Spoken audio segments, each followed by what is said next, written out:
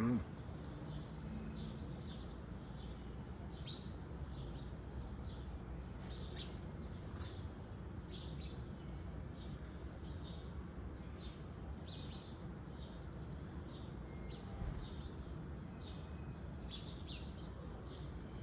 Uh-oh. I mean, walking on the court was cool. Playing the match and You know, I just saw... kind of sucked. I just saw Ace is having a live. I don't know, should I just let him... I didn't notice that. I just got back, and it was great. Great. This was really a good day for what I saw on the hill. So I'm not going to say much more than that because I don't want to steal anyone's thunder, and I don't want to talk about things that maybe I'm not supposed to. But it really was a good day. There were several excellent meetings in my judgment. Oh, Ace's live is done. All right, Ace is the place. Sorry I got hot yesterday at somebody. I forget who, Dustin. But I'll try not to do that tonight. It's lovely weather here. And I don't know, you guys probably know more than I do about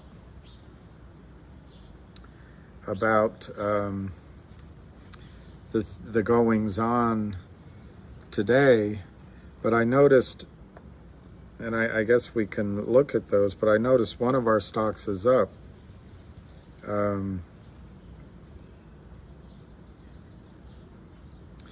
Finger is up, and you know, that guy Pedro made such a good point the other day on the space call, that these stocks, these shorts, these whatever you want to call them, they sell fearlessly. They have no fear. And then he went on to say that if some of these actions were taking hold, you'd see it in the stock prices. Well, maybe you're seeing a little bit in Finger stock price. It closed up 33 cents at $1.71.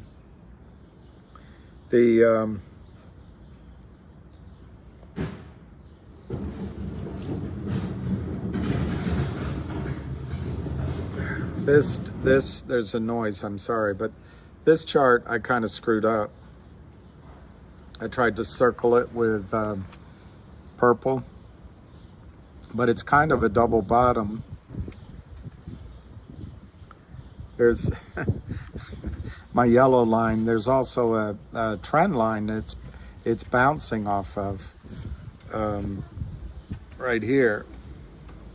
It's bouncing off of this trend line. But then a friend of mine sent me this. There's a different trend line if you look at Finger, where it's tried to break out 1, 2, 3, and maybe the fourth time is the charm at 171. There's all sorts of ways to draw things. But I think that's a really interesting move in Finger. Of course, they have it down after hours. But the volume today, it says here, is 519,000. If that's a lot of volume if I'm reading this correctly. And it closed at 171, up 33 cents, up almost 24%. So I would keep my eye out for Finger. That's a nice move. I saw somebody pointed out to me that Mullen's going to do another reverse stock split, and they got that down 9 cents. Logic was up slightly at 30 cents, 80,000 shares.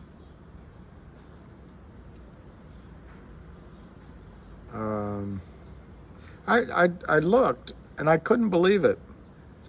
CLNV is trading at 0.029. That stock was breaking out, it looked like, at around 12 cents, or that's my memory, 12 cents. And then they did a financing. And lo and behold, it's just so tough for these CEOs.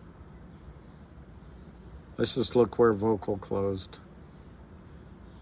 0.0447.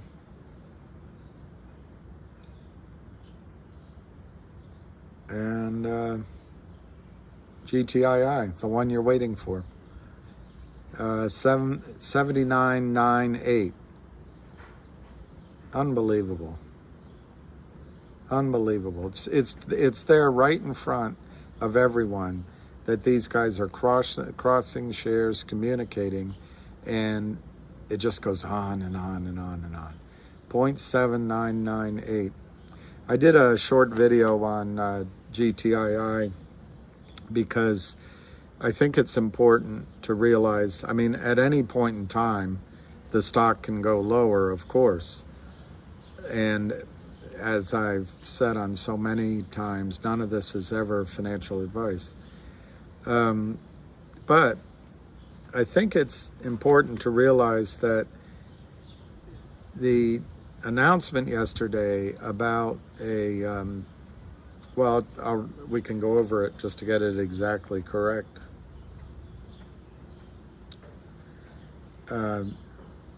GTII and AI Commerce Holdings, LLC, execute a primary memorandum of understanding in connection with the possible acquisition of AI Commerce Group. And, you know, I know it's another, they signed a non-binding and preliminary MOU, and I know it's another one, oh, it'll never get done. But on the other hand, in order to get something done, you got to start here. So this, I think, is a positive. And AI has huge potential. The other thing is the Treno Mine deal,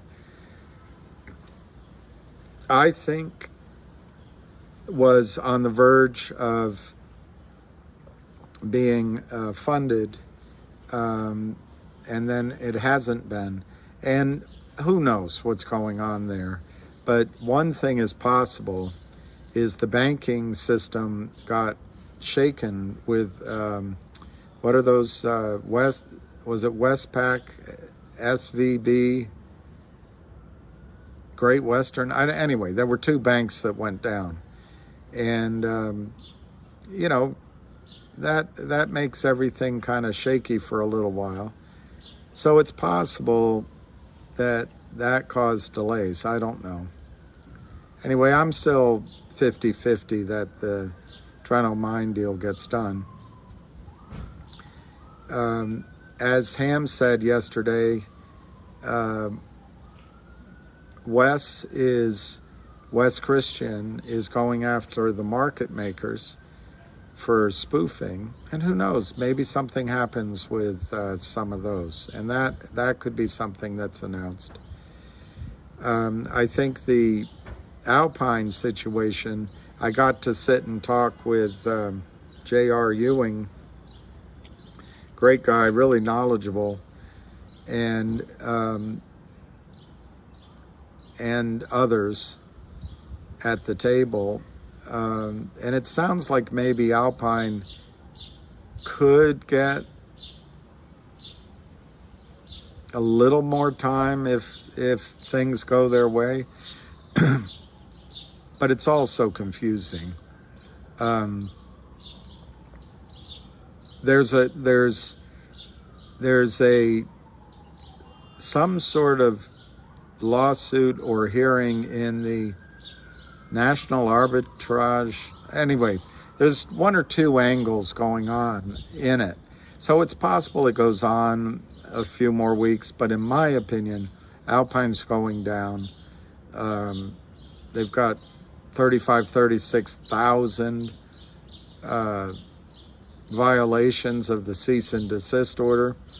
And FINRA never lets anyone have 37,000 violations. I mean, they got to cut it off somewhere. So I think Alpine's in trouble, and we'll get to see whether or not a buyback of a concentrated short position in GTII means anything. So I think that's coming. And I think GTII always has the possibility of doing other transactions because that's their livelihood. And so as the stock goes down, it's not fun. I still think there's these catalysts that can change it overnight. And, you know, I congratulate the counterfeiters. They have figured out that the regulatory regime is captured by the banking system, and that they focus on stocks going up as if CEOs, I mean, let me ask you, I don't have a chart here, but every chart you look at, they're all in the red, they're all down. Every single CEO has a bad business plan.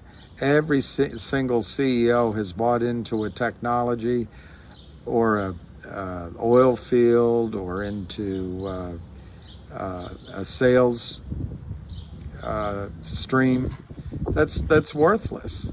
And obviously these criminals who short counterfeit shares are doing us all a favor by driving these stocks all down at the same time. They're all in the red. They never can get their head up. And for some reason, this is valuable to Congress, the SEC, FINRA. Even the banking system sees value in the destruction of cities, of companies, of jobs, of technologies, of retirement plans, of just basically financial securities accounts. And they see this as a great win for the United States for some reason. It's protected behavior. And on top of that, most of the time these guys send the money offshore, so it's going somewhere else instead of the United States, and they don't pay taxes. It's unbelievable. But anyway, I think Finger is showing some signs of life today, and I wouldn't sleep on Finger if you understand the story. Maybe I'll try to do a video on it, but we've gone through it before. Anyway, I guess I'll leave it there as an introduction. M. Casey, all this corruption is causing a lot of damage. I agree with that. And, you know, this community, I'm just amazed at the strength of everybody in the MMTLP, which is, you know, has bled over into GTII. It's just an incredible efforts. I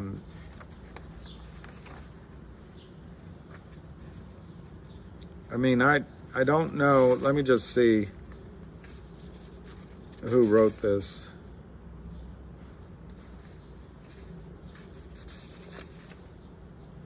I mean, look at this. This is a letter written for FINRA and DTC, SEC, sent to congressmen and women, better known as congresspersons. But it's 4 pages written by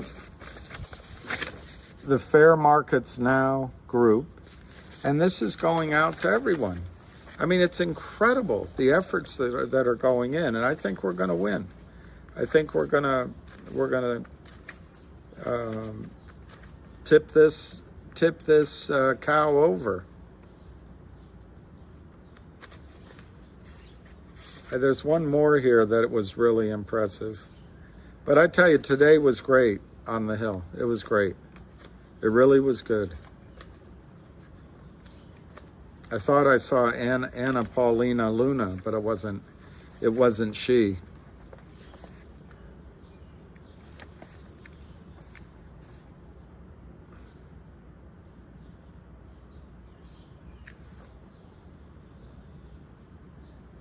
It's just amazing the work that's gone in. And I think eventually it's going to pay off. Henry has been busy. Who is Henri? Are you talking about fair? NJ, are you talking about fair markets now? Hey, Dig Mo Dig. Good afternoon. Lockup. MULN has a crappy CEO and has done deals with toxic lenders. Sosa, I believe. I don't know what SOSA means other than a baseball player. But, yeah, you know, I get frustrated with the CEOs that don't, particularly in the case of MULN. Yeah, okay, so that's Henri. Because Ham told him, warned him of the risks, had the whole strategy set, ready to go. And the guy at MULN listened to his lawyers. And I don't want to say, nothing I'm saying is, I think Mark Bazile as an attorney is actually fighting, looking around corners, trying to make results happen. But a lot of attorneys just don't understand it. It's too risky to do that. So the MULN guy took a deal, reverse split his stock, and now he's going to have to reverse split it again. And somebody told me his stock's down 99%.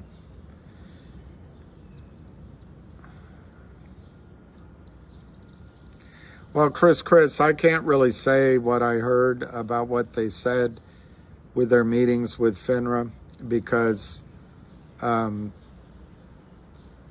not allowed to talk about it. But I guess my general sense was they are definitely aware about MMTLP. I got the impression they're aware that it's bigger than just, even though MMTLP is massive, I think they've gotten the clear understanding that it's much bigger. I think there was a lot of learning they had to do, like everybody. And I think some of that's happened.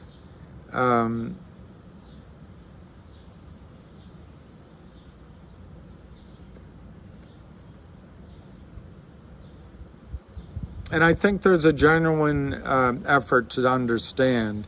I do believe Wall Street or whomever has gotten their spin on the ball in. But I think there's a lot of highly intelligent people perplexed as to what is this. I didn't read the Wall Street Journal because I have a paywall. But apparently they mentioned in there that there's been physical threats against FINRA. That's ridiculous. That's just absolutely ridiculous. One of our team pointed out, well, that could just be a setup by the hedge funds to make it look that way. I don't think any one of you or any of our extended 65,000 people have threatened FINRA. If anything, they're a threat to themselves.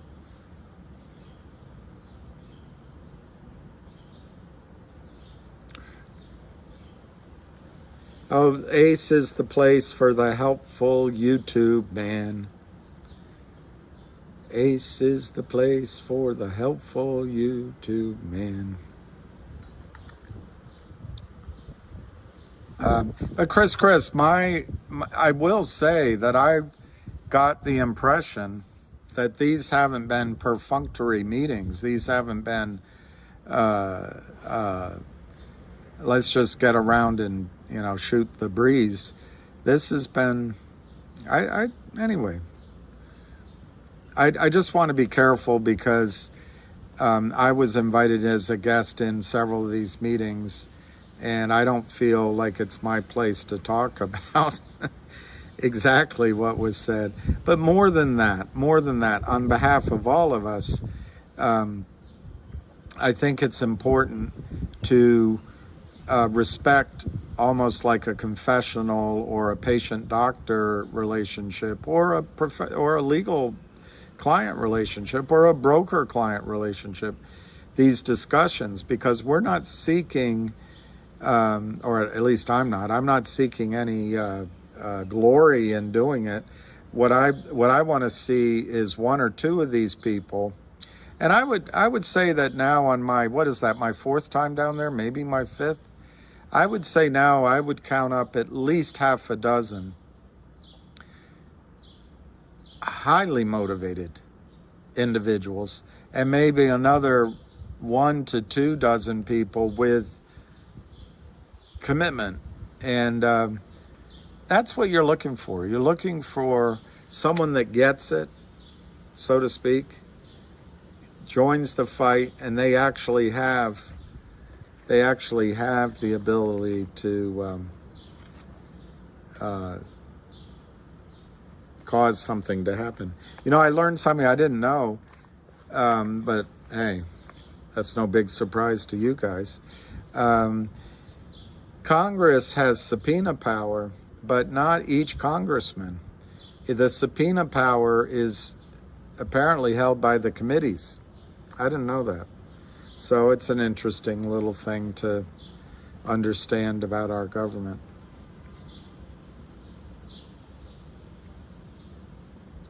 Yeah, but they're bad actors. There's so much money in this. One thing here I want to show you, if I can find it. I'm just so, to say I'm proud of everybody is kind of makes me self-important. It's the wrong word, but maybe I'm amazed at the way you truly.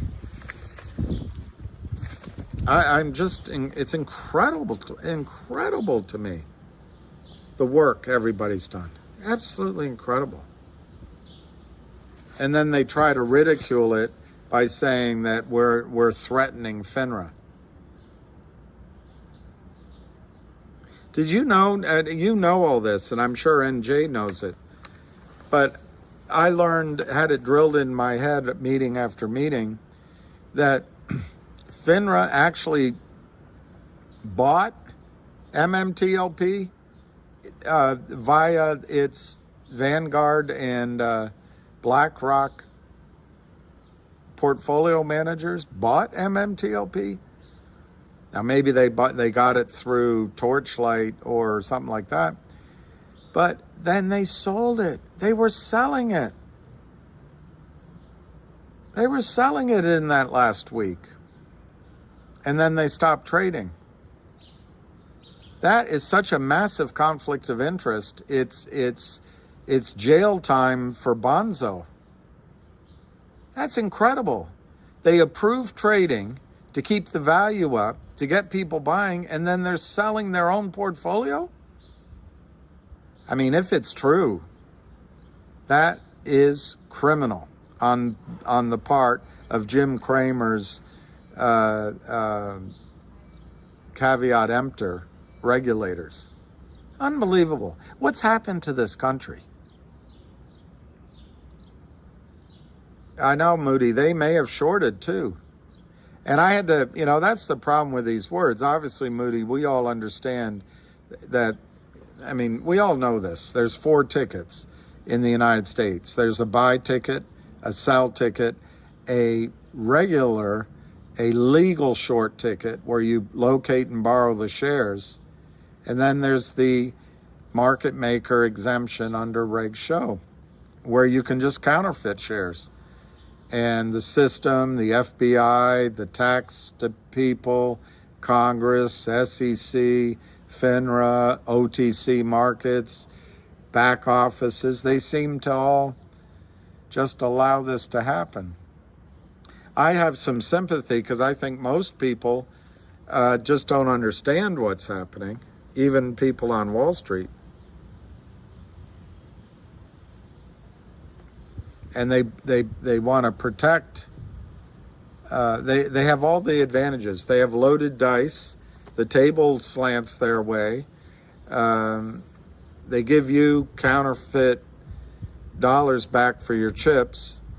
They have all the advantages. And on top of it, they get the Wall Street Journal and Barron's and other shills to come tell people in power there's something wrong with all of us. Yeah, and Jay, I think corruption is at a boiling point. It's at a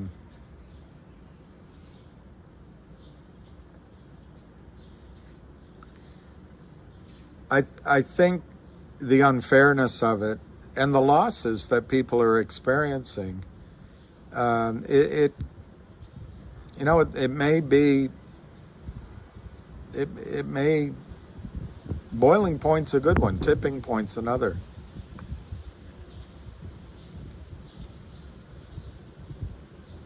What, Doug? FINRA themselves released a statement on the Wednesday. Oh, on the Wednesday, yeah, stating all shorts must cover Friday. So they're setting up a short squeeze, aren't they? And then they say, is it pure criminality or mass stupidity or both? Well, Doug, it really can only be three things. Stupidity, as you put it.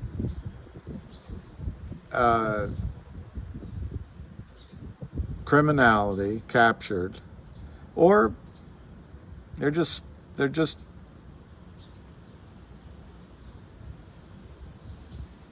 that might be the only two, but it also could be they're just lazy, they're just indifferent, they're just not paying attention, negligent.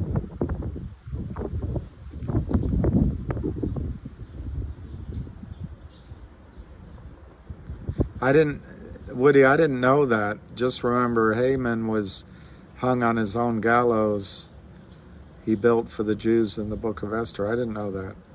It's funny how, I guess, human hung on his own petard.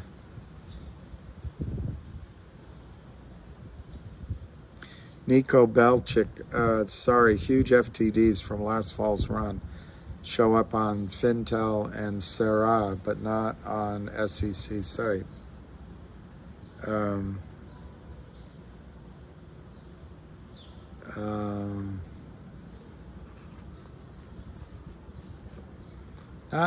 I know that means something, Nico, but it's not. Maybe I took it out. I didn't get the whole message.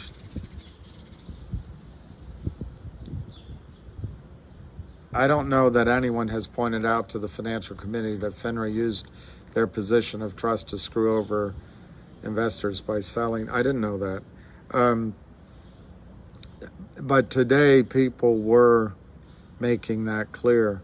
I think it's a process to get this message across, but even more than that, the Jim Cramers, the Wall Street Journals, the Bloombergs, that professor from Georgetown, they come in and they put a spin on the ball, and we have to unspin it. And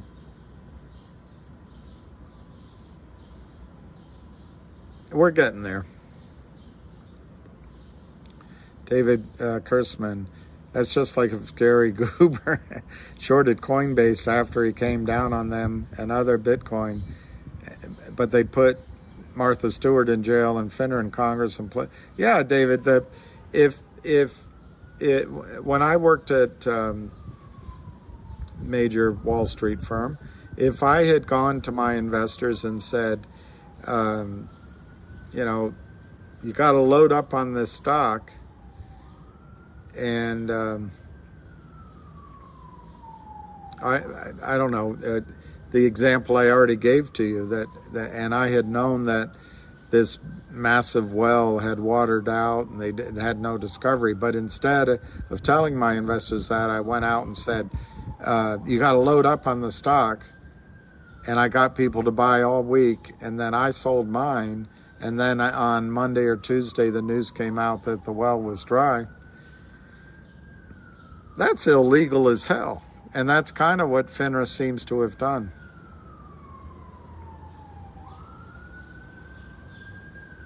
David, they all think they are above the rules, and they never thought retail would keep pushing like we have. Please be careful who you talk to. I don't trust anybody. David, I don't really trust anybody. There's about half a dozen to a dozen people I trust, and then beyond that, maybe 2 or 3 dozen that I believe I trust. But mostly, if it's a new person or if it's a somebody that seems to have an agenda that doesn't make sense, I really start thinking I can't quite trust. This is a lot of money. I think there's enough money at risk that the criminals can buy CEOs. And as I think it was Pedro on the space call, maybe even boards of directors. And they certainly buy Congress, and they buy some, not all, and they buy the regulators. So yeah, it's in the book of Daniel, the wise men of, I can't pronounce that, Nebuchadnezzar tried to get rid of their own enemies, Shadrach, Meshach, Abednego, and Daniel by fire and man-eating lions, only to die in their own traps. That seems to be a theme. They could. Well, Moody, thank you. I'll check David's again. I pointed out when I interrupted once that I don't know that all of FINRA even understood what was going on. A lot of this is hubristic, arrogant men pushing the envelope and never getting, there's no enforcement. I know it's in the Bible, PC3, but I'll have to look it up. Thank you, Vin Man. One of your number contacted me and said maybe I'm saying things I shouldn't say in those videos. I have to speak to him at some point, find out. But when I put videos up and when I do these, I'm trying to help retail, help you, help fix the system. If, they're saying the FBI's watching and SEC's watching, I doubt it. They got better things to do with their lives. But if they're watching, I think I've tried to be straightforward, tell the truth as I see it. Obviously, everybody sees things differently. And I just asked them one question. Why is it so important to take away the one remaining strength that investors have, which is educating each other, acting together to communicate with Congress and to communicate with the regulators when it's clear that the SEC and FINRA are captured by Goldman Sachs. It's just clear. And BlackRock and Vanguard and others. It's just clear. And particularly as Ham points out, it's every single stock, every single market.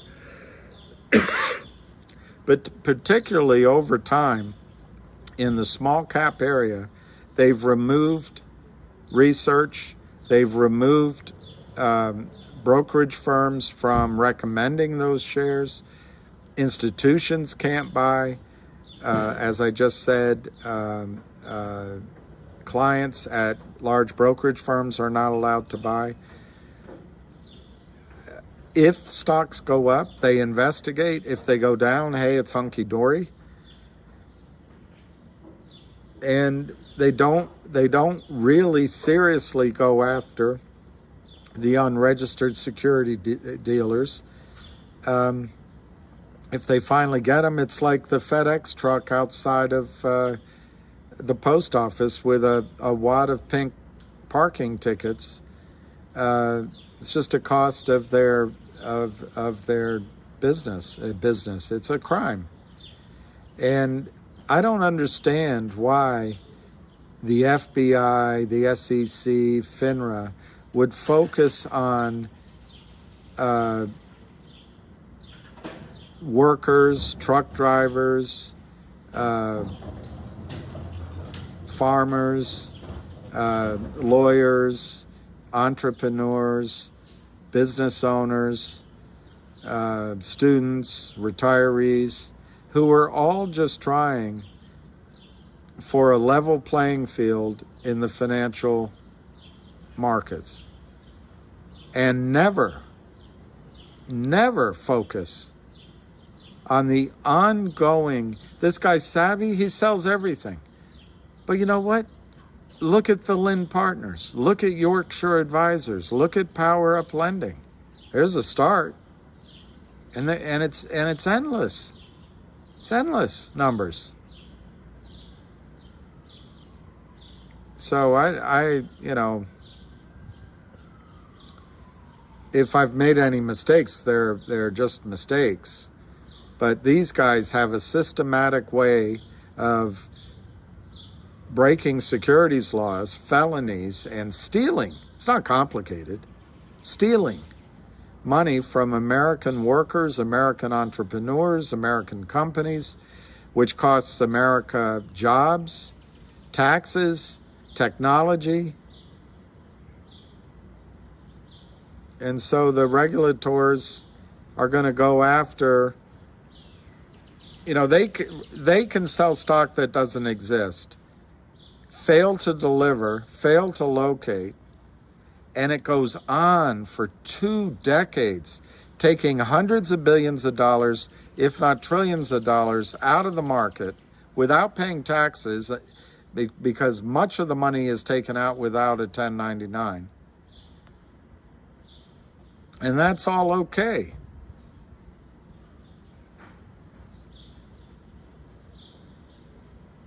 But you have sex with one goat. That's the joke.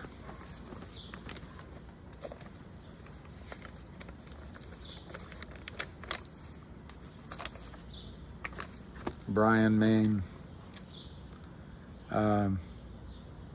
Pacino's getting a bit old.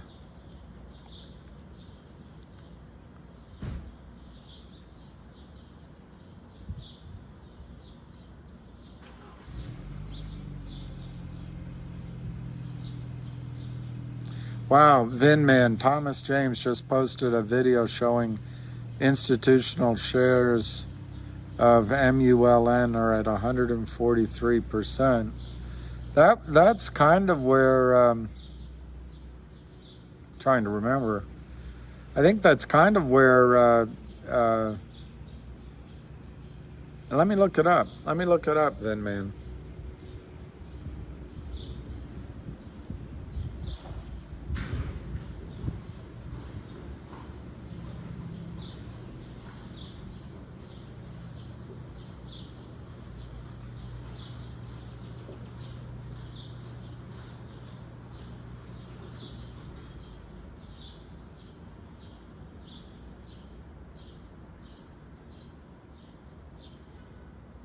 Look, this is what Ham said ahead of anyone else, Vin, GME is insane. Funds own 177% of the float without one retail investor counted.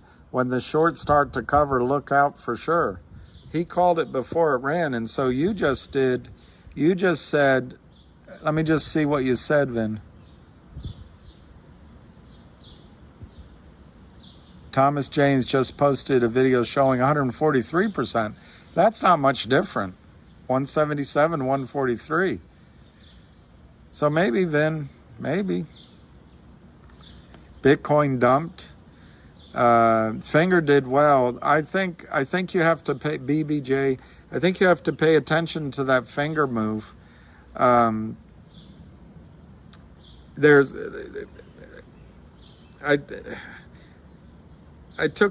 kind of screwed this up,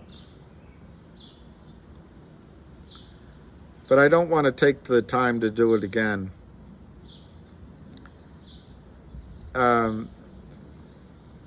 There's a double bottom. I was trying to circle the couple of double bottoms, and I think that double bottom may have some power. It certainly traded up today, and I would guess the 166 is next, and then maybe 225, but up there is the $3 number. And I think that's all fairly likely if we get a rally. Look at this. Look at this. This is the Lynn Partners. Do you think that's a normal thing? Finger is hitting on all cylinders. They have the nuts if they were playing poker. And the Lynn Partners takes it from 3 straight down.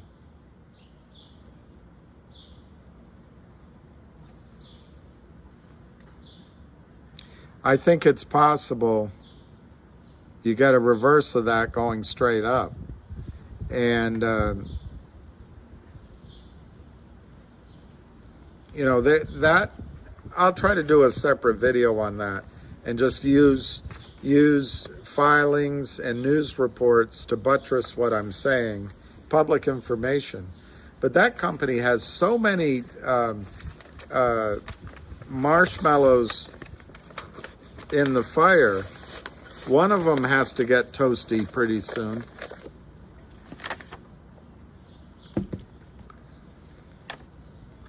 Yeah, Assad, it's just disgusting. And Assad, it's every single stock all at the same time.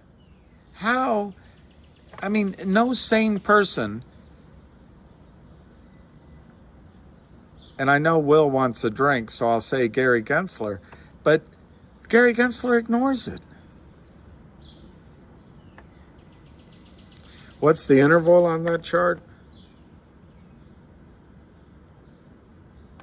That was, if you're talking in days, that was 1, 2, 3, 4, 5, 6, 7, 8, 9, 10, 11, 12, 13 days. And it's an algorithmic chart, so the boxes get smaller as it goes up. So I don't know if I can answer the question otherwise, because each box represents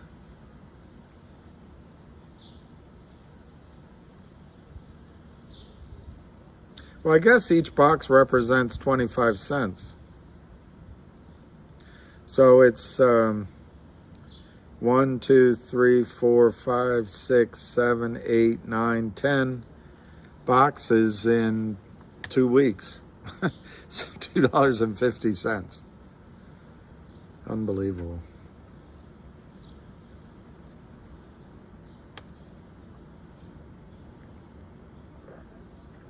Oh, 4 hour or 1 day. Sorry. It's 1 day. 1 day. 1 day. 1 day chart. Let me see what Will from Saratoga. How high do I think Finger can go in a squeeze, Gerald? Well, if we got a squeeze going,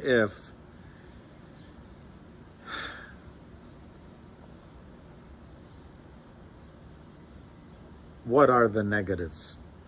I think the risks. I think the risks are a couple of things. One, even though it's a United States company, its business is in China, and that has, just by definition, that may have a chilling effect on anything. But I don't see that as a huge item. I'm just saying that's a risk. I think they have a lot of stock that they did deals on over time that's free to trade now. So the really small float, effective float of maybe what I remember was 2 or 3 million shares out. It might be bigger now. It might be 10 or 20 or I don't know the number. But I'd have to go study every single filing, and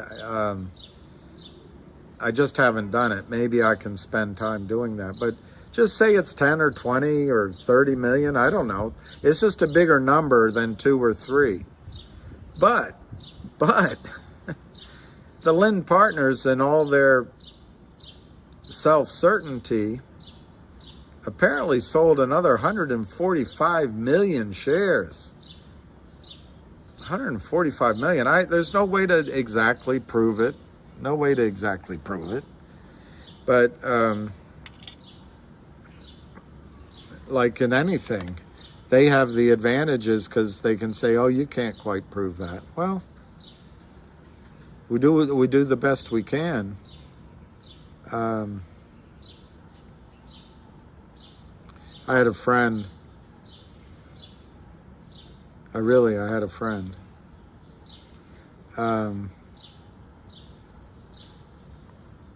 whose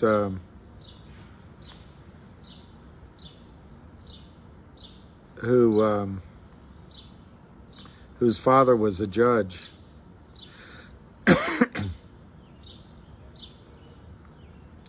All right, so I'm going to just show you. This is from last October. You see up there, 10/18/22, finger data from Tom Ronk. That's October. 104 million failed to delivers, with a squeeze price in October of $5.63.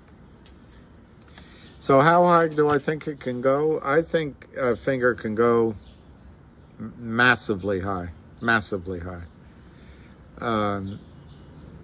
You remember HKD? It went to what, $2,500, $2,300 in a spike. You asked me in a squeeze. That's what I'm saying. In a spike, it could happen. It could go skyward. But don't get, well, do whatever you want to do. But learn from how we, in all of these stocks, we have tended to not sell and take some money off the table on the way up. I'd suggest that's a lesson we should learn. So Moody Waters, gee, Will, the volume was so low today. Something's up when they can do that and then let it go up 30% in 1 minute. Are you talking about Finger? Because I thought Finger had pretty high volume today. But I agree with your point. What happens in a non-manipulated market, it's like a bouncing ball. The energy dissipates on the selling side, and then all of a sudden, maybe someone comes in and bats the ball upward. Oh, Go Logic. Okay. Let me look. I didn't look at that.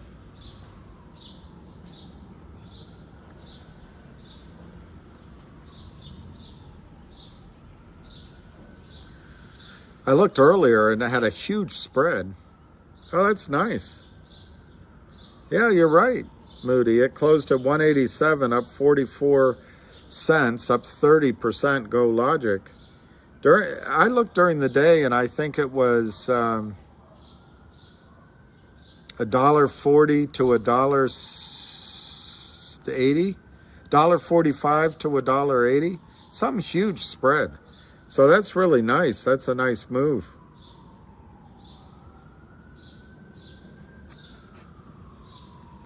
I think NJ Go Logic is getting interesting. I owe you guys a video. I did this video on Logic, and I gathered things, I studied it, and then I did a whole hour and 10 minutes. I didn't mean it to be that long. And I went to play it, there was no volume, so I had to do it all over again. I was going to do Logic, then Go Logic. I'll try to do Go Logic now. But the key points on Logic that I was trying to make is the company did do a financing with the Neo exchange. It did a financing with Ionic Ventures. Apparently Ionic Ventures doesn't short or manipulate stock prices, but the trading action after the Neo exchange and after the Ionic Ventures funding was just down, down, down, down, down. And in the case of the Neo, I think that was 4 groups aggressively manipulating the stock price. I think in the case of after Ionic Ventures, according to their attorney, they didn't short it, although in the contract it clearly states that they're allowed to. And the contract said they didn't do it at the beginning of the contract, but in my judgment, these funds sell the stock short before the contracts are signed. But anyway, the attorney said Ionic did not short Logic and doesn't short any stock. So we have to assume it was someone else that shorted it. It's just a coincidence. But the point of bringing those up is the Neo is over, and Brent took a while to settle with Logic because somebody was selling. They settled that up. It costs money, and Ionic is gone. So what's left is selling in Logic. There's a number of investors from longer ago when the company was Wilde, and perhaps they're selling, they're upset, or they're just getting out. I don't know. That might be one thing. The second thing is I do know that what Ionic does is use computers to trade around the price during the day. I don't know what benefit adds to society, but they can short it and then buy it, or buy it, then sell it all day long with these computer formulae. I don't know. The lawyer says it's not shorting, so I don't know what to call it, but it's not manipulation, so I don't know what to call it, but it goes on every day. But it's not dependent on sending the stock price down. They can do it at higher prices. So the point is, those pressures are gone, and it also explains why it took a little bit longer than expected to get the Aubrey SPAC deal done. But you're going to have with Logic, I'd say by the end of this month, a record date where you have Data Logic at over $1 and Logic at, I think, over 50 cents. Call it $1.50. The stock's trading at 30 cents. And that's what my video was about. It is possible. I had one guy explain to me that maybe some of these people are shorting Logic because they know they're going to spin off the Data Logic into the Aubrey SPAC, leaving the shell, and that maybe they can buy the shell back cheaper. Problem with that strategy is it's not an empty shell. There's assets in it, and there's deal flow. There's going to be deals going into both Logic and Data Logic, and maybe before the record date. We'll find out. So I think Logic has a nice move ahead of it. And then Go Logic, it's almost the same story. I'll do a video on it, but I think Go Logic could go to basically $4 or $5 over the near term, maybe higher. Brendan and Ellie's Fun Adventure. It's getting ridiculous. You can see how fast I am. GTII just goes down. I know, it just every single day. And to the brains over at the SEC and FINRA, that's not manipulation. That's not manipulation. They're checking, apparently, YouTubers to see if YouTubers are manipulating the price of the stock. But good old the two brothers just trying to make a living, they can sell hundreds of millions of shares of GTII that don't exist, and that's perfectly fine to the regulators. The FBI's not checking them, SEC's not checking them, FINRA's not checking them, but they're going to go after those YouTubers. Well,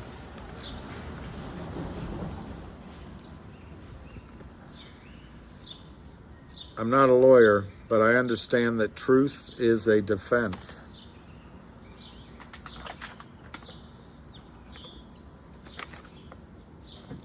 Waiting to see how low it will go. Got some dry powder for more rugs. That's good, Moody. One guy I met with today, he felt GTII could go lower. He's just he's one of us. It's not like he knows anything.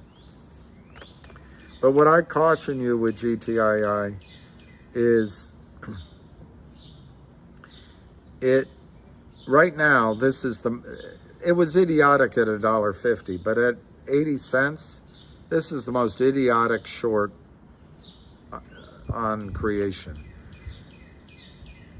You would say, well, they're shorting MULN, they shorted COSM, yeah, but those companies were willing and are willing to do a deal essentially with the shorts. GTII isn't. They're just not willing to. So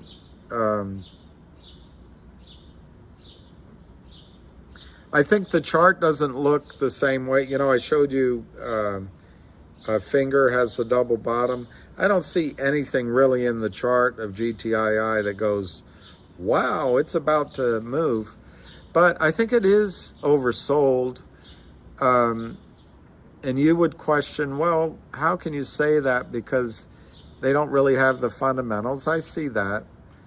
But Wall Street has taken the entire industries, entire companies, and turned them into commodities. And in that sense, I think it's oversold. As a trading vehicle, I think it's oversold. People with power never get busted.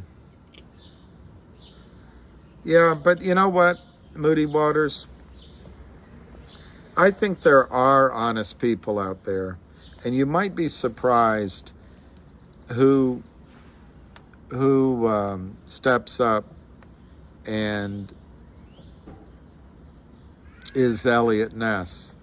I retweeted on my Twitterati, mainly so I knew how to find it. But look at this. This is Senator Tammy Baldwin. See? Tammy Baldwin.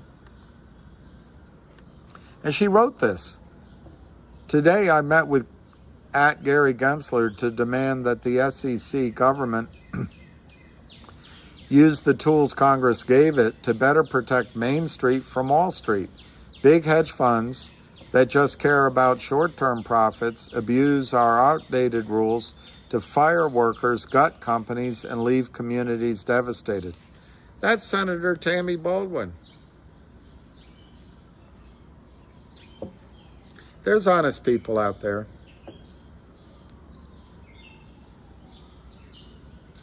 Yeah, that's what I heard, NJ and Dominic. I think apparently MULN is going to, you have to check yourself, but apparently MULN is going to do another reverse split in August. Moody Waters, not legal advice, did a short video about MUN last week. It was good.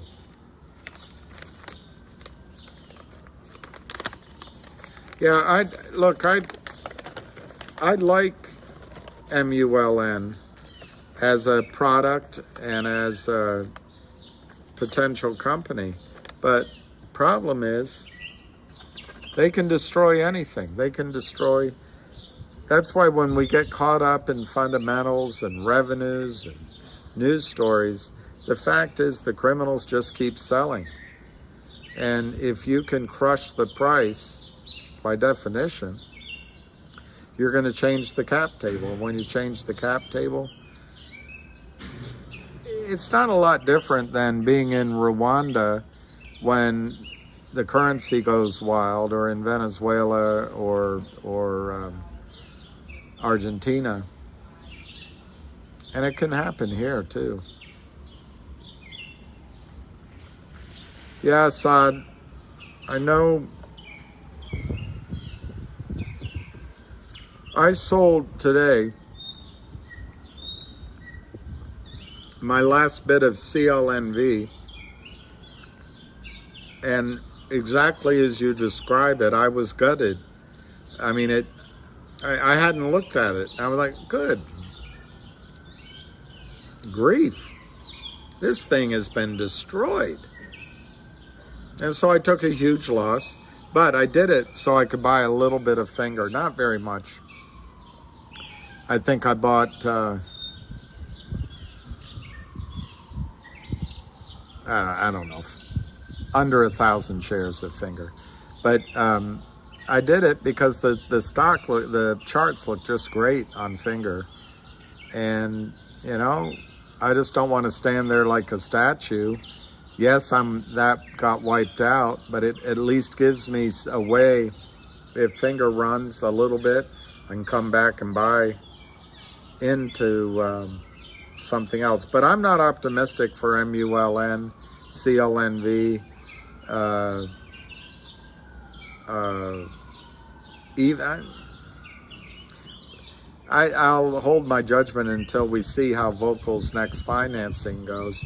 But these are companies that have, it's like getting into quicksand. If you go in a little bit, maybe you can get out. But if you've gone too far,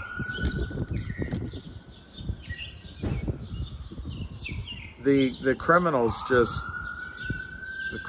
have you. Is the Akashic Records, is all human actions recorded? Moody Waters, CLNV is such a great idea and technology. Yeah, exactly. You said it, Moody Waters. CLNV is such a great technology and idea. There are people trying to make things better for humanity. They are.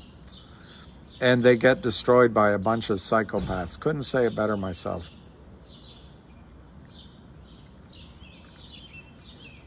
Well, Ryan Williams, last time I looked, Gary Gensler is worth 110 or 125 million dollars, and his initial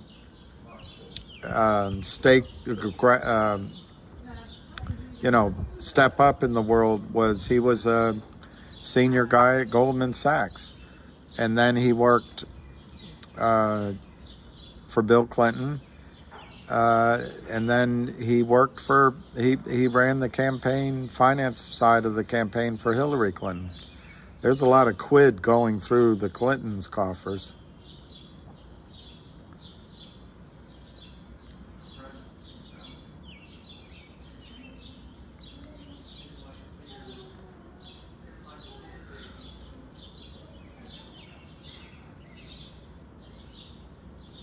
I know, I know. Nothing escapes divine law. We may not see it, but there are consequences for our actions. It's a frightening thought, MKC.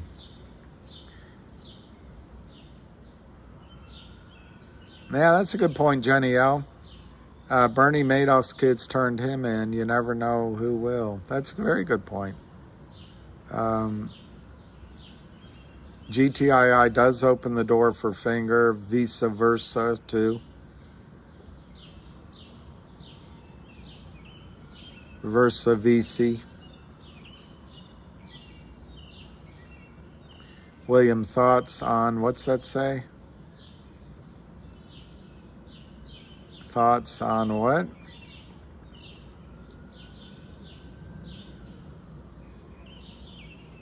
Oh, MULN. Yeah, I did talk about it, but I can try to elaborate. Assad, Ham mentioned earlier today he's got a meeting with some Chinese short killers with deep pockets.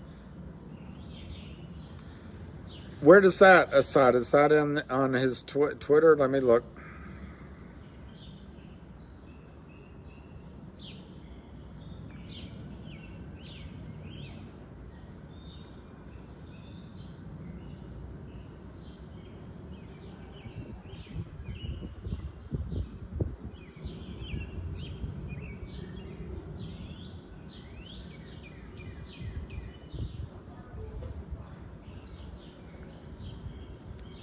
So what Ham said today on GTII, the narrow trading and the washing leads to a low naked short number and a big wash number.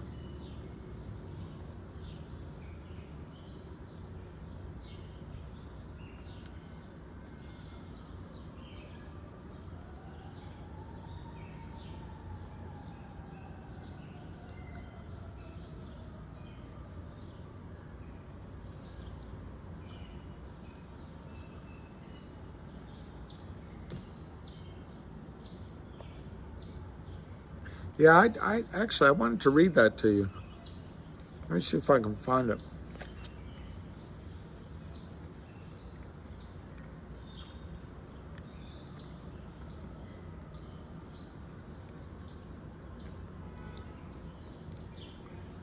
I got a date. Pretty good that I got a date.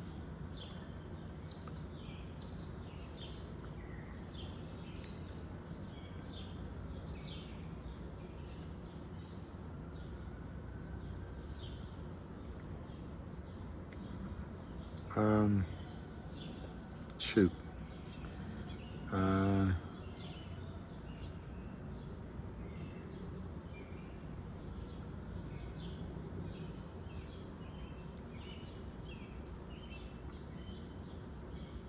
That's not it.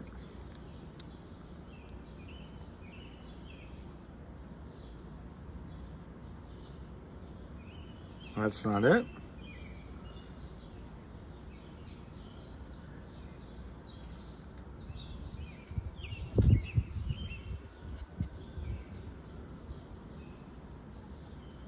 Can't find it. All right, well, life is such.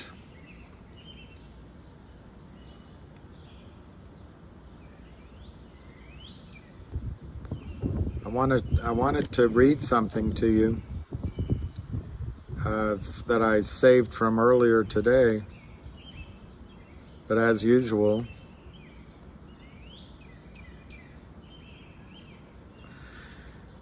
I lose it.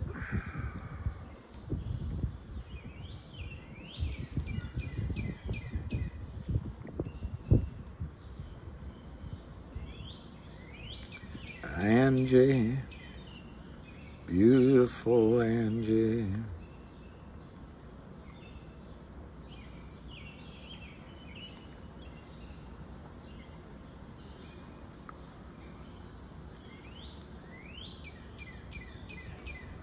Okay, maybe this is it.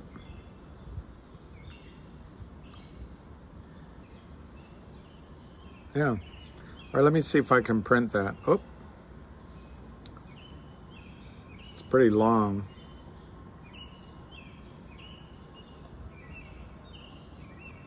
But I'll print it. and then I'll come read it to you. Wow, good for you.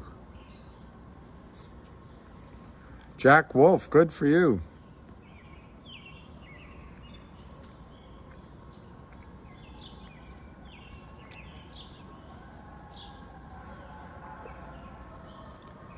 I didn't see the tweet, Assad.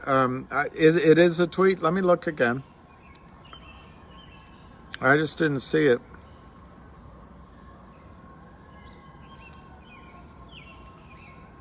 He works pretty hard.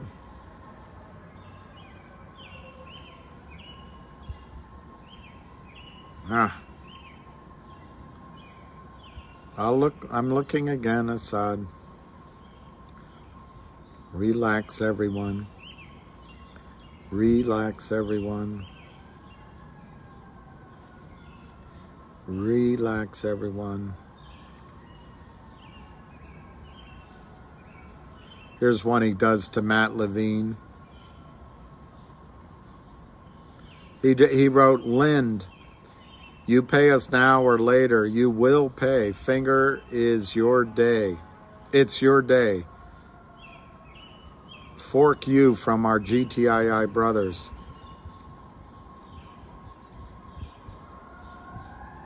Ham wrote 3 hours ago, Assad. He wrote, hey, Lind partners, fork you. Finger until you are dead broke.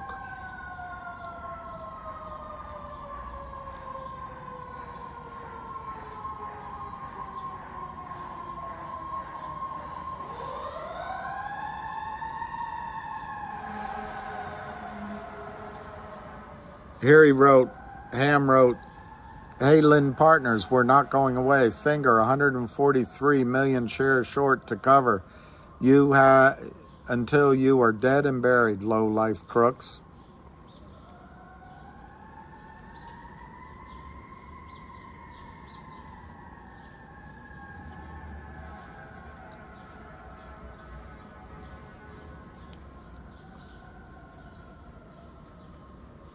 I don't see it, Assad.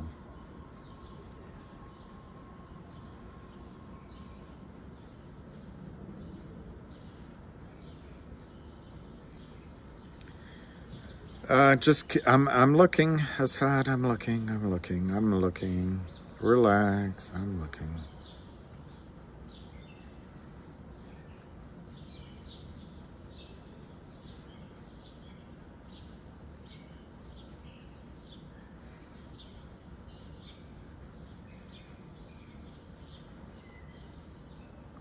He said, if your company had a deal with Lind Partners, you have been naked, shorted, and robbed. Bragg will be just like SYTA, $10 to 10 cents. $10 million note gets paid back by naked shorting all they can. Good luck. Get a priest for your investment.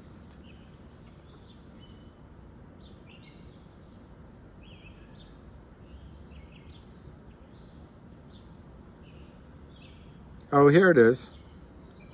This must be what you're talking about, Assad. Finger.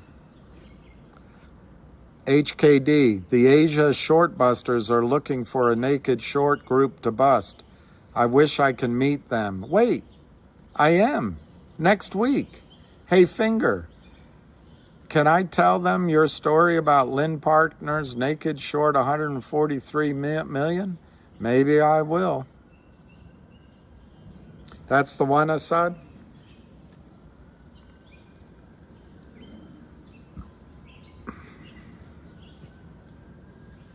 That's pretty cool, Assad. I might retweet that one. I did. That way I'll find it more easily. Hey, Pete Tong. I don't really know the next hearing on Alpine. I wish I had taken notes today at lunch, but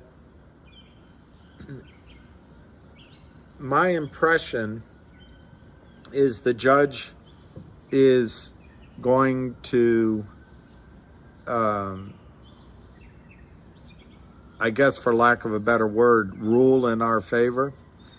And then maybe they have one more appeal they can do. But I think that's going to get sorted pretty quickly. Then Alpine, I guess, can appeal the FINRA ruling to the SEC. I don't think they have a chance there. But Pete Tong, there's another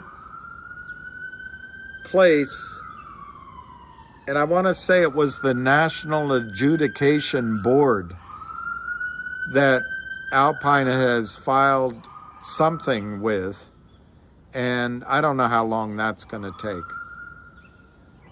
But bottom line, I think Alpine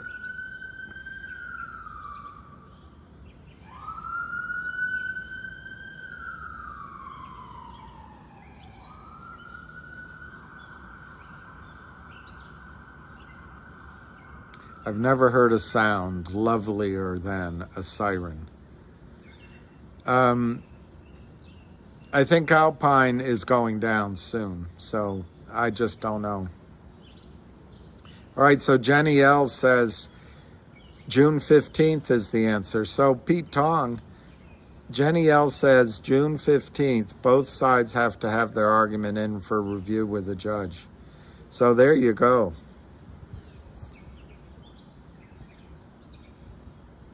I'll just ask questions of Jenny L. She's the smartest and the hardest working.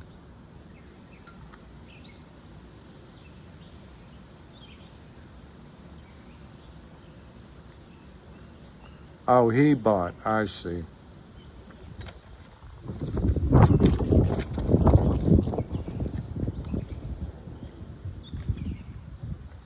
Well, Will, I have it on good authority that FINRA never lets anyone commit 40,000 violations.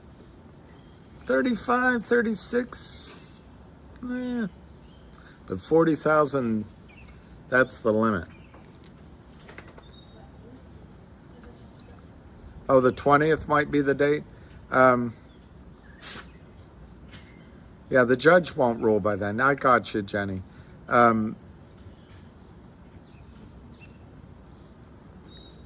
So that's next week, basically. It sounds like we shouldn't expect anything before July 4th. That's the hard stop. All right. Bye. Bye. See you later. Thank you. Good night.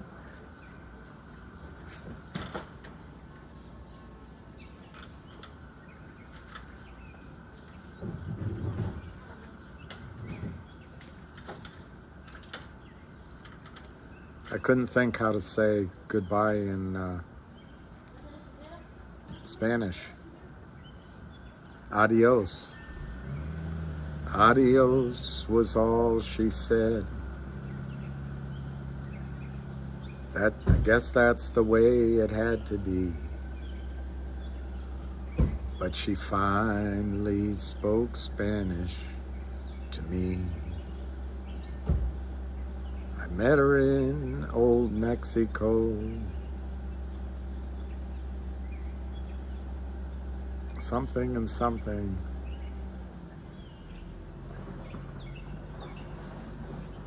She said, if you're from Texas, son, where's your boots and where's your gun? I smiled at that and told her, I've got guns she couldn't see.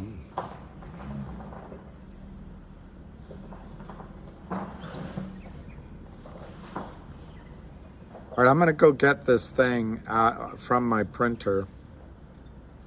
And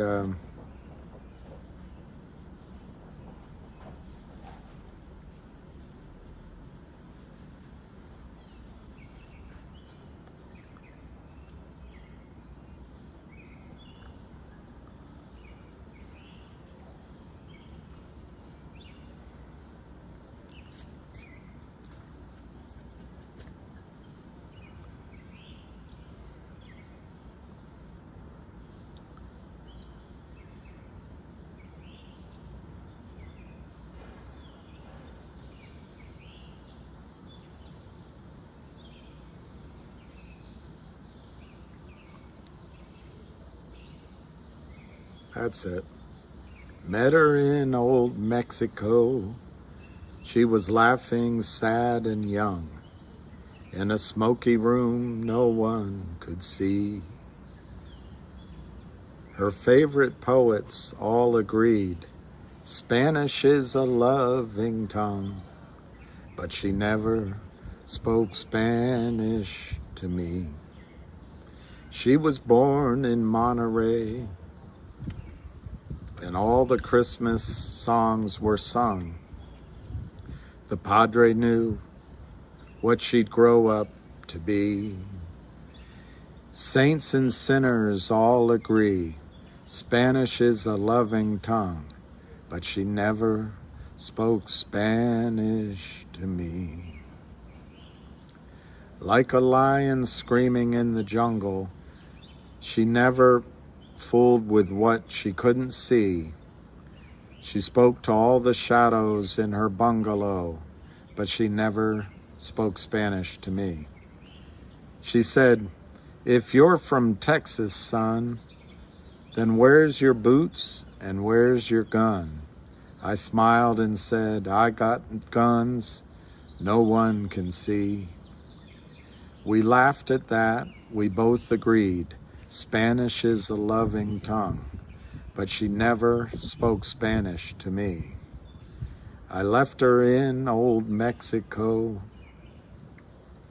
She was laughing, sad and young, in a smoky room no one could see. Her favorite poets all agreed, Spanish is a loving tongue, but she never spoke Spanish to me.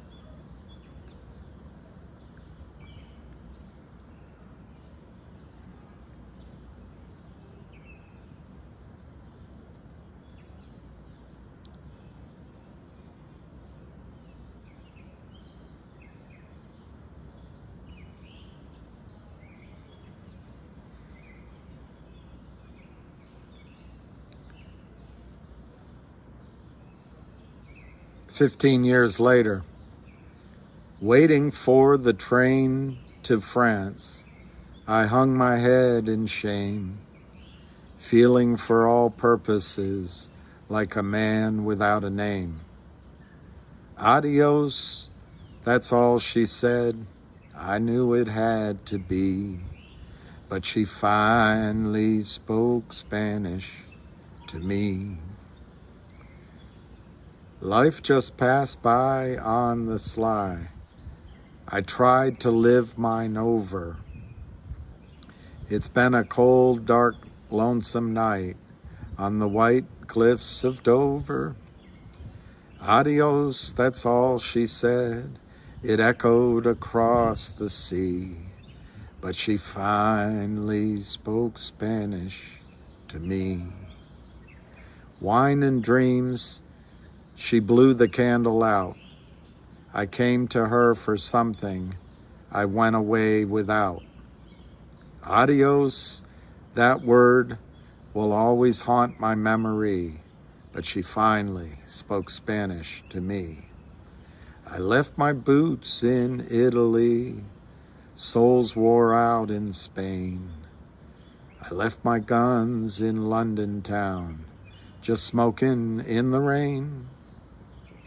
Adios, that's all she said. I knew it had to be, but she finally spoke Spanish to me.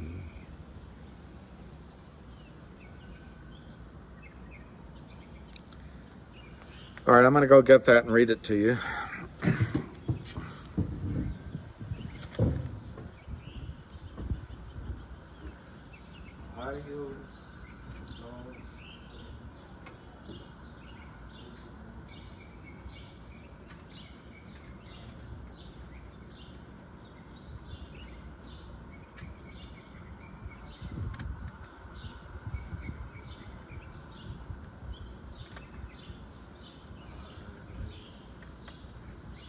Spoke Spanish.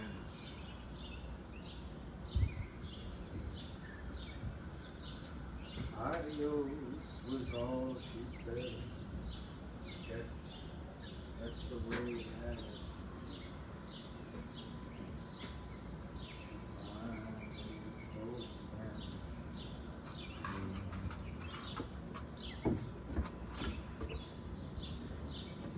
Adios was all she said.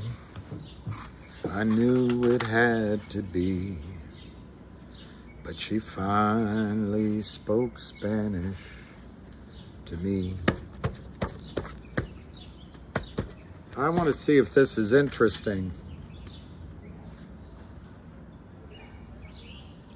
I thought it's interesting to review this. This is the SEC filing versus Hal D. Mintz and Sabi Management. And what intrigues me about it is if it delineates criminal activity that we've been discussing,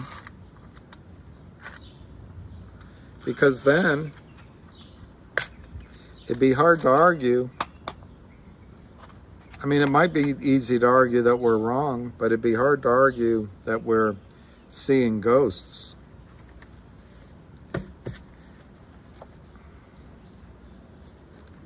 Adios is all she said. Let me see what you guys are saying.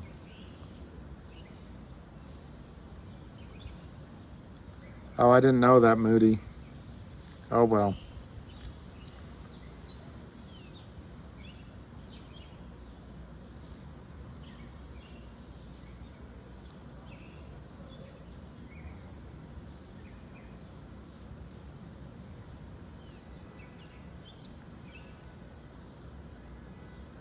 After GTII runs, my company is a solid long-term investment.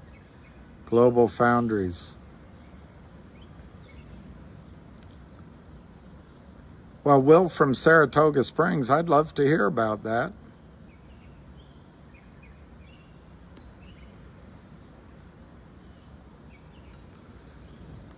Oh,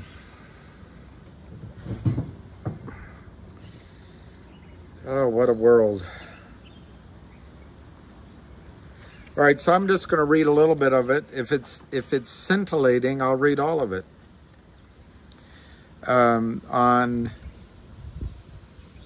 This is from Daniel Maher and Edward Riley from the U.S. Securities and Exchange Commission, filed on 6/12. The plaintiff is the SEC against Sabi Management and Hal Mintz, and a jury trial is demanded. And there's the case number.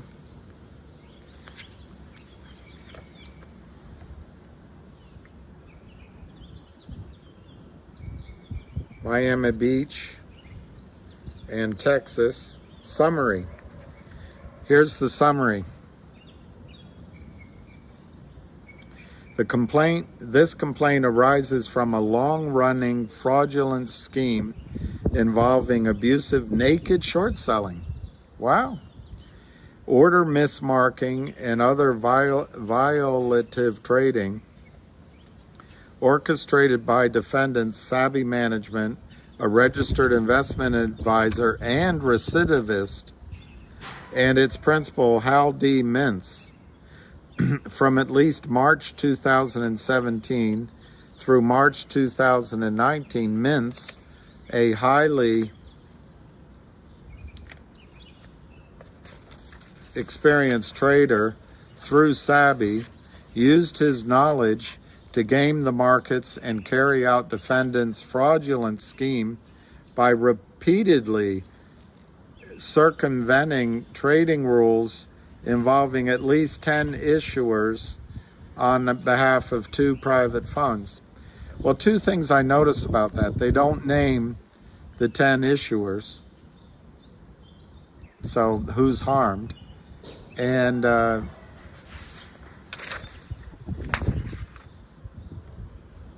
it's only 2 years. But anyway, it's something. Number 2, defendant's fraudulent scheme involved at least 2 forms of abusive trading. First, defendants knowingly or recklessly mismarked sales of securities as long. It's right there. Defendants knowingly or recklessly mismarked sales of securities as long, even though the sales did not qualify as long sales because the private funds did not own and were not deemed to own the securities being sold and did not have a net long position in the securities being sold. Magnifico. As a result, defendants should have marked those sales as short. Do you guys realize?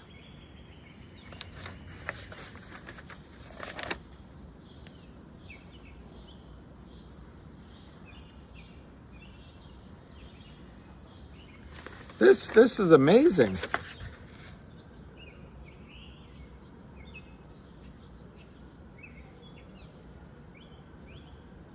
I mean, it's incredible. This is what we've been talking about, and it's like, I've had friends say, "Oh, they never allow that. Who would let them do that?" There it is. And apparently, this savvy management does it all over the street. According to him on the call the other day, they're in everything. Failing to mark the sales correctly was a violation of applicable order marking rules. Because defendants' sales were actually short sales that they tried to disguise as long sales, and defendants had not located, i.e. borrowed, arranged to borrow, or had reasonable grounds to believe that the securities could be borrowed, the shares they sold, the sales further failed to comply with the locate requirements of Reg Show. Would you rather be a Kramer or a savvy? Second, defendants engaged in additional abusive trading in which they marked and sold shares short when they knew or were reckless in not knowing. I love that. Or were reckless in not knowing.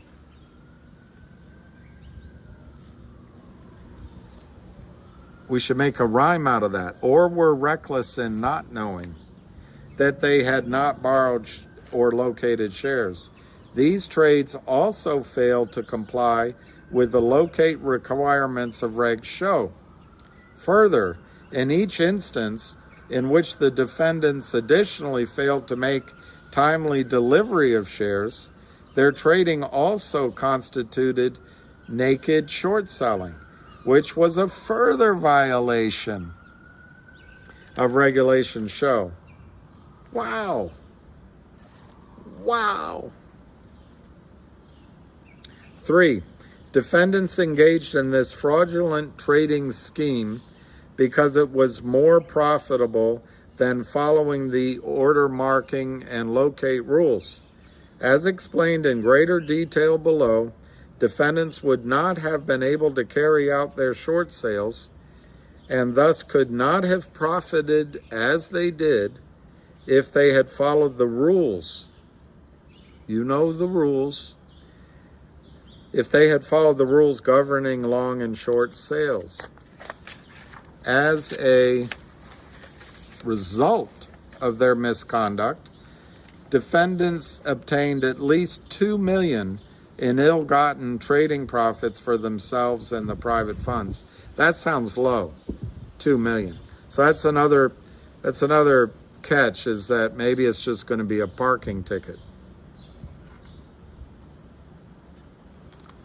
On occasion, defendants additionally used their violative sales to deflate artificially the price at which defendants were able to convert their securities into stock.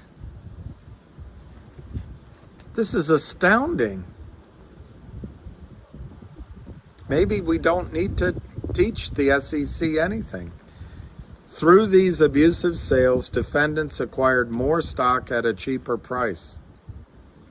5, defendants took multiple steps to conceal their fraudulent scheme and misconduct. Hush my mouth. They knew or were reckless in not knowing Their misconduct violated rules requiring traders to properly mark long sales and short sales and to obtain locates for short sales and shells by the seashore. Defendants repeatedly made false statements to the brokers executing their trades. This is like an aria. This is exactly what we've been talking about all these months. Defendants repeatedly made false statements to the brokers executing their trades, including falsely representing that they had locates for their short sales when in fact they did not. As well, defendants repeatedly submitted fraudulent order instructions to the brokers, identifying their sales as long in an attempt to disguise their naked short sales and their short sales for which they had not obtained locates, when they knew that they were required to identify these orders as short sales. But for these representations, the brokers would not have executed these trades, since the trades failed to comply with regulations show. Unbelievable. Unbelievable. This is what happened with MMTLP. This is what happened in GTII. This is what's happening in stock after stock after stock. Number 6, in addition, in an additional attempt to hide their failure to obtain locates for their short sales and satisfy their settlement obligations, defendants in some instances would acquire the required stock after their short sales, typically by purchasing the stock from the issuer or otherwise acquiring it through conversion of other securities. Defendants knew or were reckless in not knowing that these practices failed to comply with applicable trading rules that require, with very narrow exceptions not applicable here, a short seller to locate the stock prior to the sale. While defendants were often able to conceal from the market their fraudulent trading scheme, on some occasions defendants were unable to deliver securities in time to cover their short sales, causing fails to deliver. Each instant in which defendants mismarked long sales and short sales without locates resulted in fails to deliver. Defendants' conduct also constituted naked short selling. Here it is. Of course, they're only going after $2 million.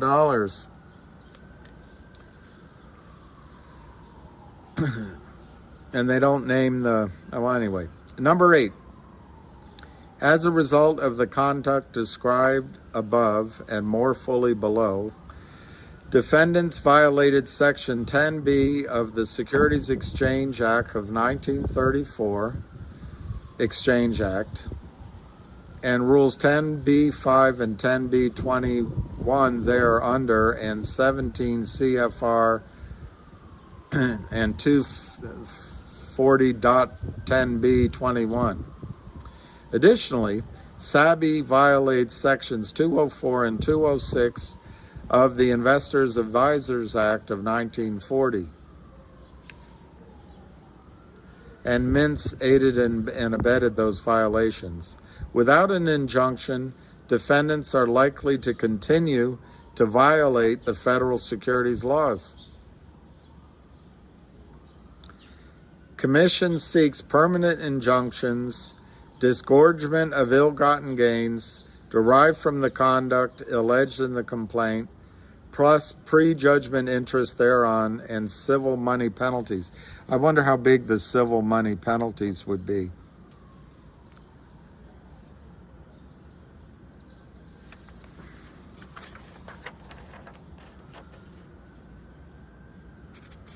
They talk about wire fraud, basically.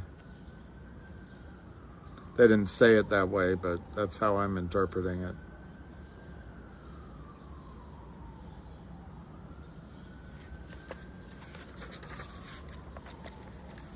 It's New Jersey. They talk about all the misrepresentations. Hal D. Mintz, age 52, is a resident of Miami, Florida. During the relevant period, he was the principal and managing partner of Sabby Management LLC, and at all times had primary responsibility for making investments decisions, including daily security trading decisions for the private funds described below. He has served in this capacity since the firm was established in 2011. Because of his position, Sabby is liable for Mintz conduct alleged herein. Mintz is a highly experienced, prolific trader, and he has worked in the securities industry since at least 1996. Sabby Management LLC is a Delaware limited liability company established in 2011. During the relevant period, it maintained its principal office in Saddle River, New Jersey, and had approximately 5 employees. It has been a registered investment advisor with the commission since 2013. They manage 2 private funds, Sabby Healthcare Master Fund and Sabby Volatility Warrant Master Fund. The defendants are compensated for their management of private funds through management fees as well as performance fees tied to the investment returns earned by the private funds. Sabby has previously been sanctioned by the commission in connection with improper short sales. On October 14, 2015, the commission instituted a settled cease and desist proceeding, finding that Sabby violated Rule 105 of Regulation M of the exchange on 2 occasions. The commission imposed a cease and desist order, disgorgement of $184,000, and a civil penalty of $91,000. Nothing, absolutely nothing. And the commission has done this against Kurt Kramer several times. And this is nothing. I don't even think they're finding the majority of the profits that Sabby's making. They're just finding it in these accounts they lay there to distract. I think most of the trading is done in other LLCs, but I guess we can never prove it. 17, Sabby Healthcare Master Fund is a Cayman Islands entity established in 2011. It is a master hedge fund managed by Sabby and has 2 feeder funds, one onshore and the other in the Cayman Islands. At the beginning of relevant period, it had approximately $400 million in gross asset value, and they're going to charge them anyway. As of its most recent public disclosure, it had approximately $16 million in gross asset value and 28 beneficial owners. During the relevant period, the health care fund's trading strategies and investment decisions were made by the defendants. As of September 30, 2022, Mintz held a 7.3% interest in the healthcare fund. 18, the Sabby Volatility Warrant Master Fund, Ltd., is a Cayman Islands entity established in 2011. It's almost like they set this all up to crime. It is a master private equity fund managed by Sabby with 3 feeder funds, 2 in the Cayman Islands and 1 onshore. At the beginning of the relevant period, it had approximately $60 million in gross asset value. As of its most recent public disclosure, it had approximately $182 million in gross asset value and 73 beneficial owners. During the relevant period, the warrant fund's trading strategies and investment decisions were made by the defendants. As of September 30, 2022, Mintz held a 39.9% interest in Healthcare Fund. 19. Issuer 1 is a publicly traded Nevada corporation based in Palo Alto.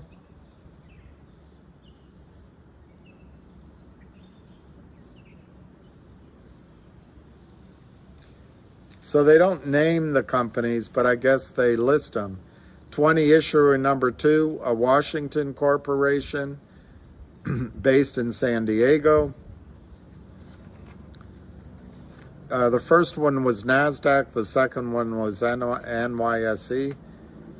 21, prime broker number 1 is a broker-dealer used by Savvy to maintain custody of securities of both the warrant fund and the healthcare fund.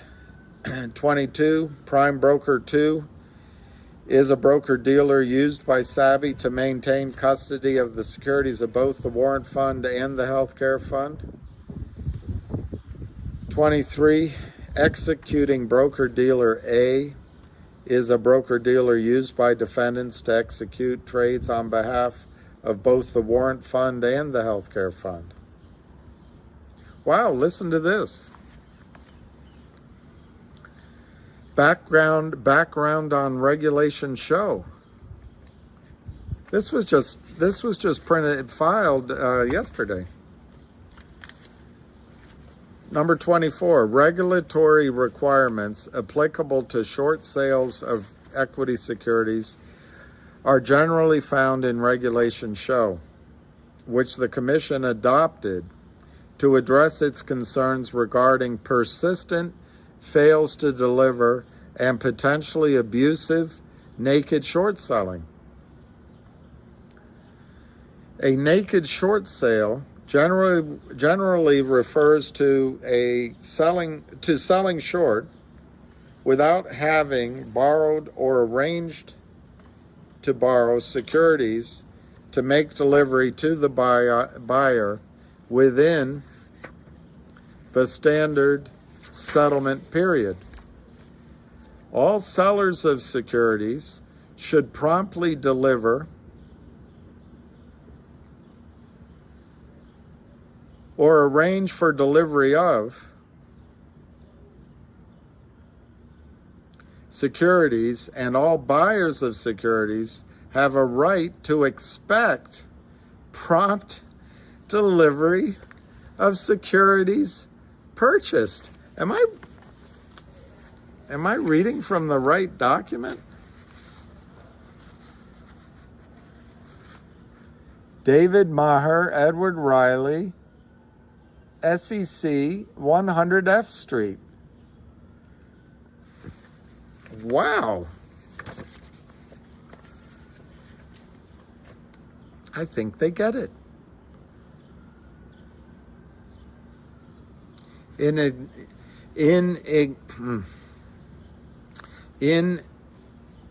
enacting Regulation Show, the Commission was concerned about the negative effect that fails to deliver may have on the markets and shareholders. For example, large and persistent fails to deliver may deprive shareholders of the benefits of ownership, such as voting and lending. Do you think they understand this? And sellers that fail to deliver securities on settlement date may attempt to use this additional freedom to engage in trading activities to improperly depress the price of a security. I can't believe my eyes. Then they go on with terminology.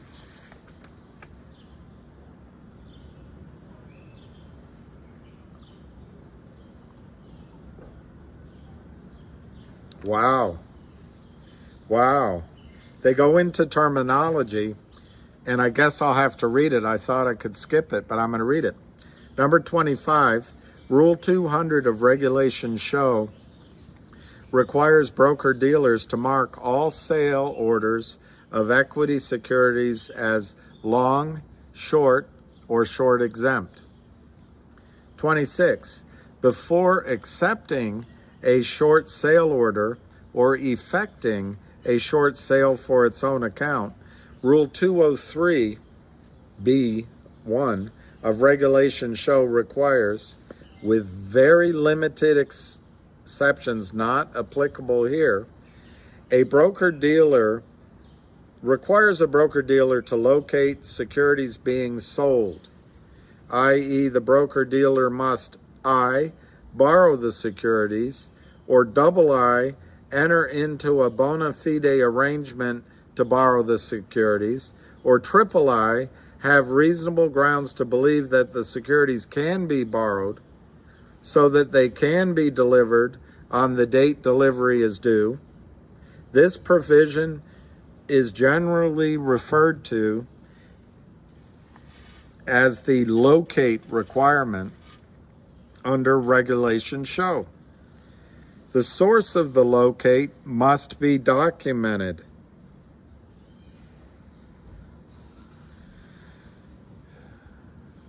The source of the locate must be documented.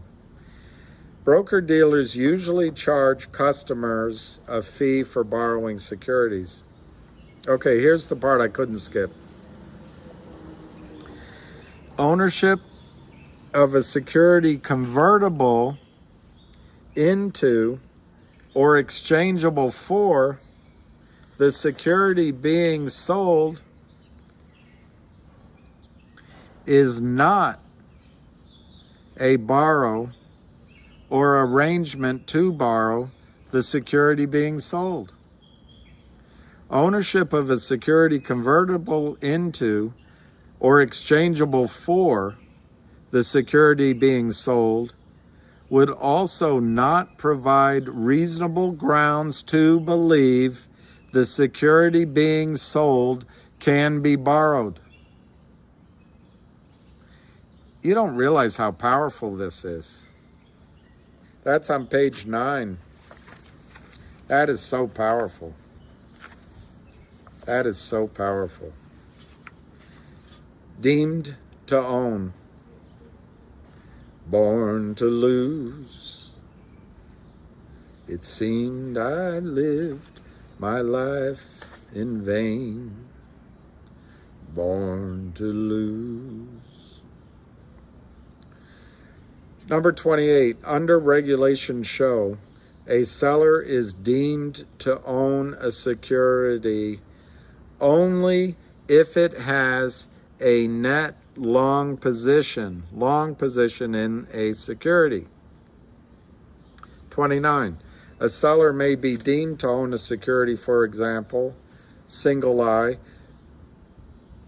if the person purchased or has entered into an unconditional contract binding on both parties thereto to purchase it, but has not yet received the security, or I, the person owns the security convertible into or exchangeable for it and has tendered such security for conversion or exchange. I feel the power. I feel the power. 30. For purposes of order marking rules under Regulation Show, a seller of convertible securities, i.e. other securities that are convertible into the underlying stock being sold, is not, quote, deemed to own the underlying common stock until the seller has tendered such convertible security for conversion or exchange, which means they can't short the stock at least during the first 6 months. But they do. 31, short selling. This is from the SEC.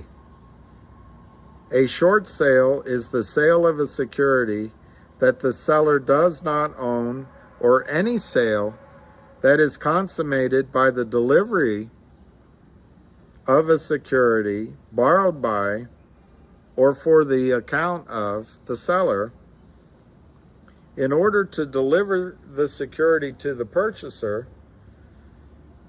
The short seller will borrow the security, typically from a broker, dealer, or an institutional investor. The short seller later closes out the position by purchasing the equivalent number of shares on the open market, or by using an equivalent security it already owned and returning the security to the lender.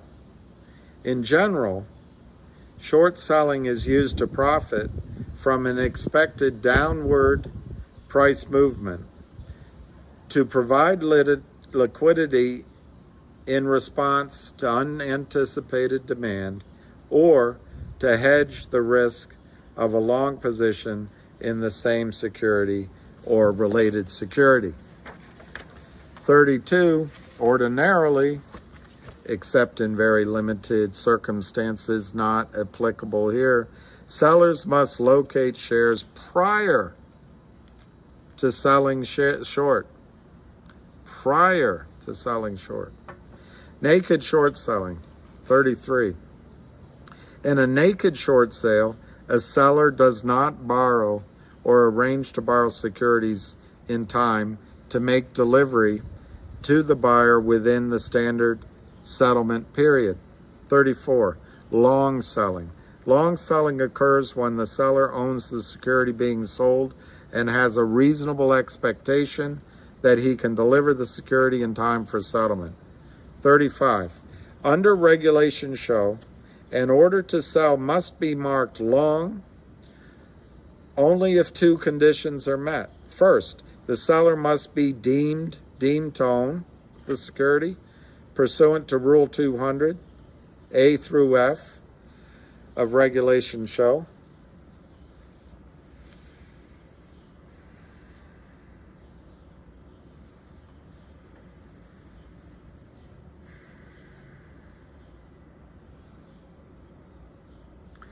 A seller is deemed to own a security only to the extent that it has a net long position in the security. Second, to mark a sale long, the broker-dealer must either have possession or control of the security to be delivered, or reasonably expect that the security will be in its physical possession or control no later than the settlement of the transaction. If a seller does not deliver the security in time for its settlement, a buyer may not get what it purchased in a timely manner, eroding trust and confidence in the markets, and potentially depriving market participants of the benefits of their bargain. You hear that? Do you hear that? What happened with MMTLP when they stopped trading? It potentially deprived market participants of the benefit of their bargain. Guys and girls and theys and use. The SEC is showing they know what's going on. And they have the ability to track it. I think this is amazing. Of course, it's about Sabby, but I understand Sabby might have been somebody named Sabby. Maybe it's not the same here as here, might have been the short, that 19 million share short in GTII. Wouldn't it be nice if there were transparency and we could actually know? All right, number 36. Regulation show was designed in part to reduce failures to deliver, which occur when a seller fails to deliver securities that it has sold by settlement date. Failures to deliver may negatively impact the market and shareholders. Further, sellers that fail to deliver securities on settlement date may, as here, attempt to use this additional freedom to engage in trading activities to depress improperly the price of the security. I don't think I had the rhythm of that sentence, but I'm going to leave it alone. Further, by not borrowing securities and therefore risking that it will not be able to deliver within the standard settlement period, the seller benefits by not incurring the costs of borrowing the shares. Okay, then they gave their allegations. One, as managing partner of SABI, Mintz had responsibility.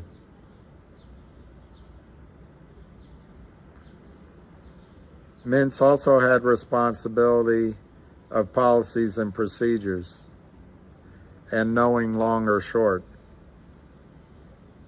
In particular, before a short sale could be placed, SABI's policies and procedures required Mintz or his trading designee to consult SABI's trading records, including a list of available locates provided on a daily basis. Do you hear that?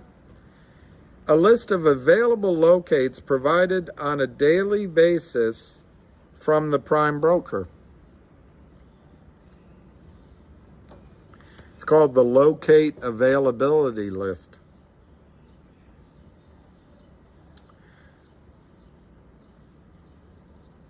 And SABI's trading log,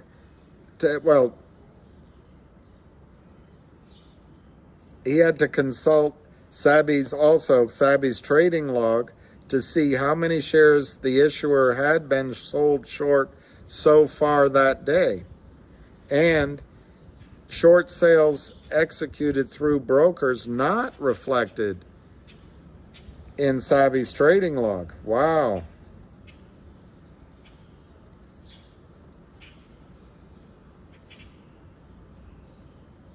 Wow.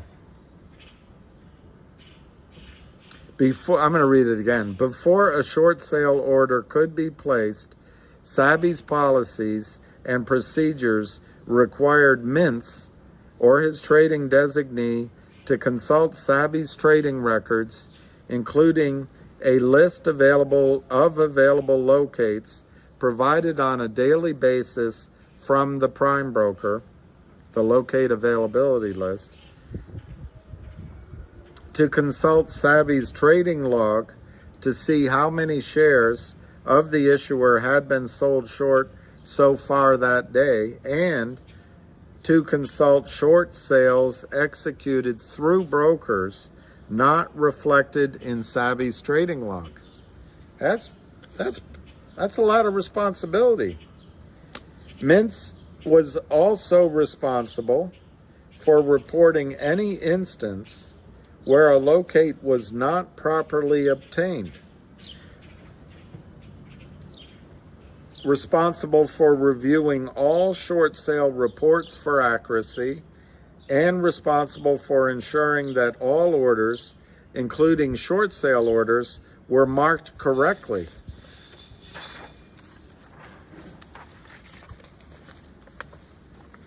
Now we come into the violative candle section. Violative short selling in the securities of issuer one. They don't name the issuer one. Millions of shares of common stock. And they think they only made $2 million? Short sales.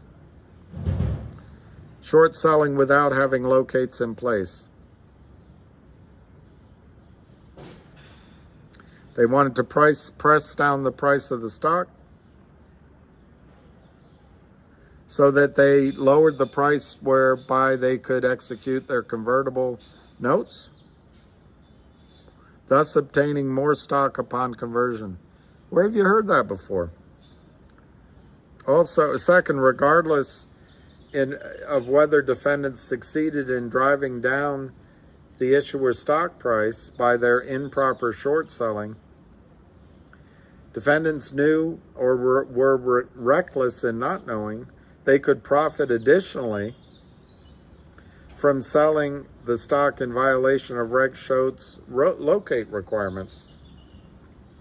Their fraudulent trading scheme worked as follows. First, they entered into securities purchase agreement with the issuer on behalf of the fund that for a brief period effectively allowed defendants to exercise convertible preferred securities in exchange for the issuer stock at approximately a 20% discount to market price.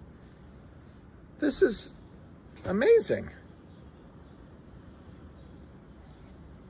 Then, prior to exercising the convertible securities, they entered short sale orders without first obtaining a locate, circumventing Regulation Show. Almost immediately after these short sales, they executed their conversion rights to acquire the stock and attempted, albeit unsuccessfully, to use those shares to cover their short sales. In this manner, defendants locked in an approximate 20% spread. In other words, by short selling without first obtaining a locate, they effectively were able to sell at market price, then acquire shares at a 20% discount to market price, earning substantial illicit proceeds. Defendants would not have been able to do this if they had followed the rules.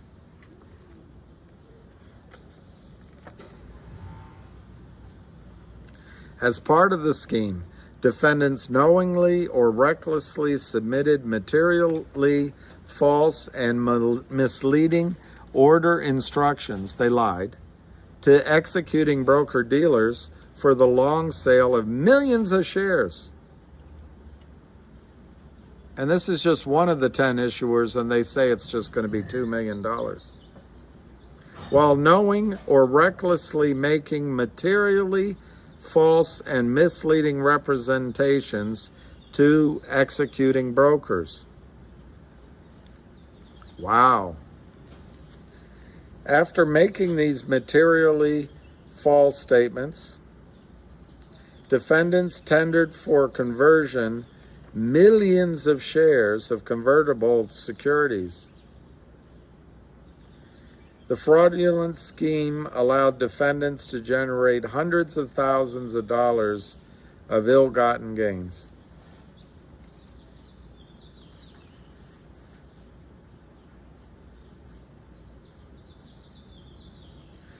Wow, they know what's going on. They know what's going on.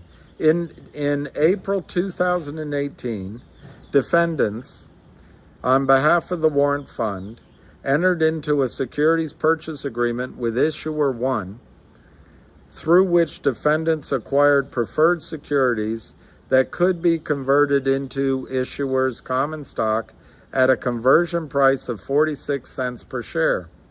The agreement contained a provision that, on June 25, 2018, the conversion price of the preferred securities would be adjusted to 80% of the volume-weighted average price, VWAP, of the common stock on the preceding day.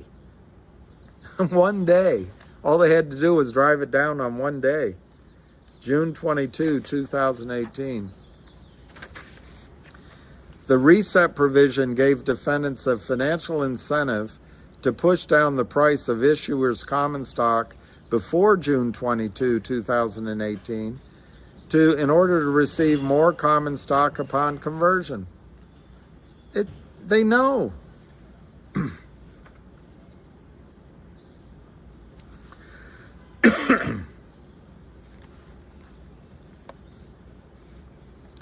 $47. This was a strategy that defendants had employed previously and which Mintz explained in a February 2018 exchange with a representative of an executing broker-dealer in connection with defendants trading in another security. Mintz. These are all quotes. Mintz. The deal that was just done had a pricing mechanism.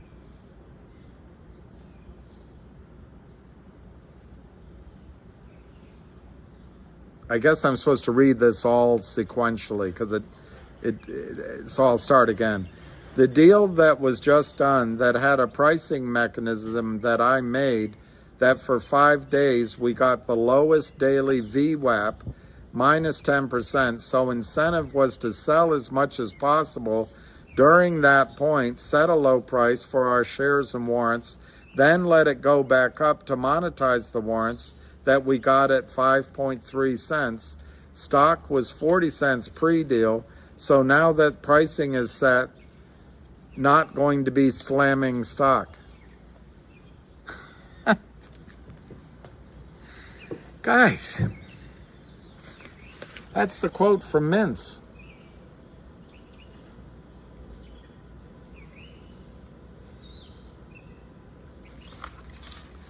It's all here. It's all here. Someday there's going to be a thick thing like this about Kurt Kramer. You'll see. Do you think Kurt Kramer is blessed with more fairy dust than Hal D. Mintz out of Miami Beach, Florida? I doubt it. 48. With 2 trading days remaining for the reset provision took effect, defendants intentionally began naked shorting the issuer's stock, putting downward pressure on the stock price. 49. On June 21, 2018, the fund began the day with a net long position of 286 shares of the common stock. Defendants knew or were reckless in not knowing about the fund's net long position as it was reflected in SABI's contemporaneous trading records. And SABI's policies required Mintz to know this information before placing the trades. Throughout the day, defendants, on behalf of the fund, submitted to executing broker-dealers materially false and misleading order instructions for the long sale of 1,126,033 shares of the issuer's stock, executed at prices approximately between 29 cents and 33 cents a share. And I think if I remember correctly, it started at 49 cents. No, 46 cents. The conversion price was 46 cents. 50. Defendants knew or were reckless in not knowing that the sale of all but 286 shares should have been marked as short sales because the fund did not have a sufficient net long position in the common stock at the time defendants submitted the orders. This is amazing. 51. The same day, defendants, on behalf of the warrant fund, submitted order instructions to executing broker-dealers for the short sale of an additional 569,184 shares of the common stock executed at prices between 29 cents and 30 cents a share. defendants falsely represented to the executing broker-dealer that defendants had obtained locates for the common stock in connection with these short sales. At the time, the defendants knew or were reckless in not knowing that they had not located any shares to be borrowed. 52. Defendants trading comprised 52% of trading in issuers' stock on June 21, 2018, and the price of issuers' stock fell from 34 cents to 29 cents over the course of that day, a 14.7% drop. That was June 21.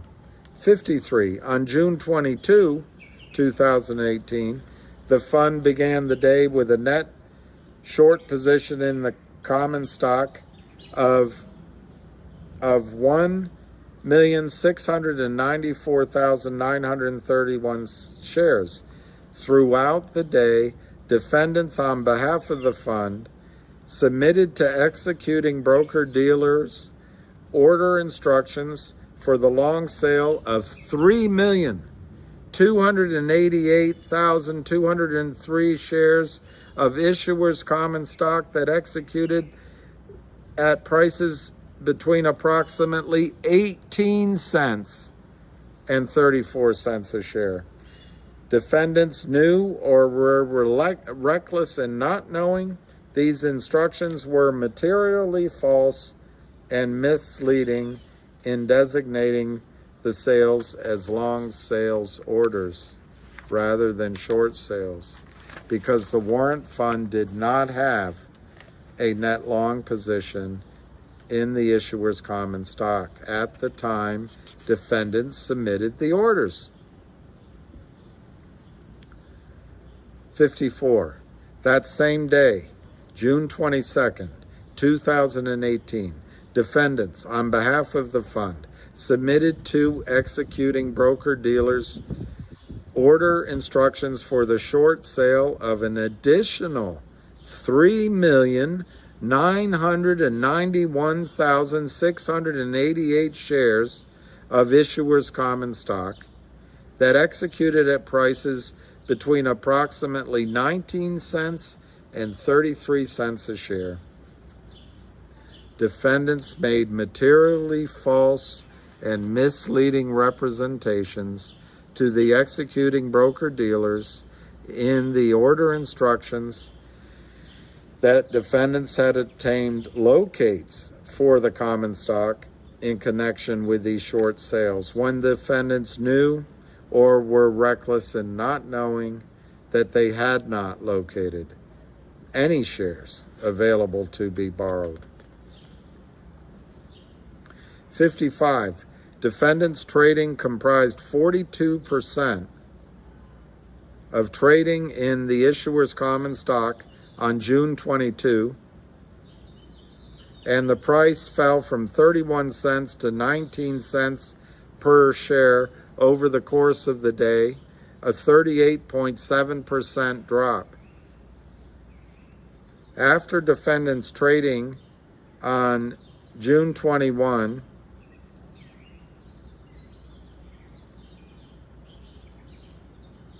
June 22, both days, the fund had a net short position of 8,974,822 shares. Unbelievable, unbelievable. They see it. And if Kurt Kramer thinks he's getting away,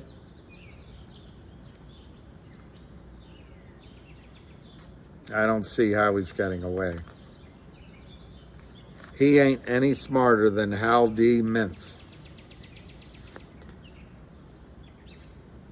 After the close of trading on June 22nd, defendants calculated the adjusted conversion rate for the fund's preferred securities based on 80% of VWAP on June 22nd to be $17.79 per share. 0.1779 per share, down from the original rate of 46 per share. It's all fraud. It's all fraud.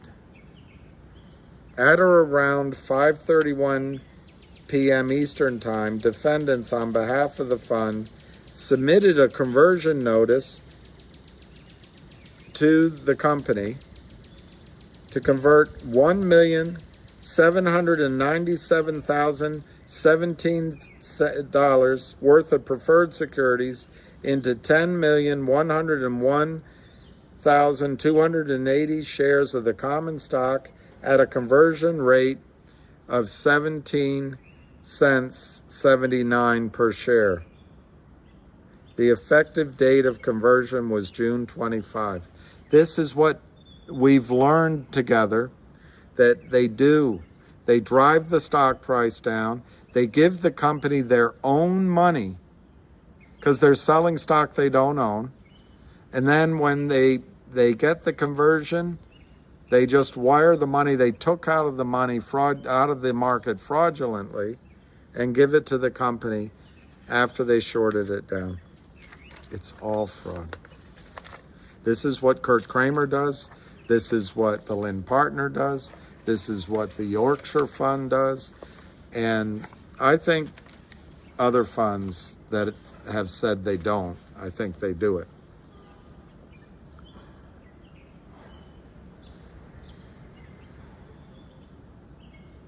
Okay, 58. Defendants intended to use these shares to satisfy the delivery obligations for their June 21 and 22 sales of common stock and to try to conceal their violative short sales for which they had failed to obtain locates. Failing to locate the stock is a securities fraud as well.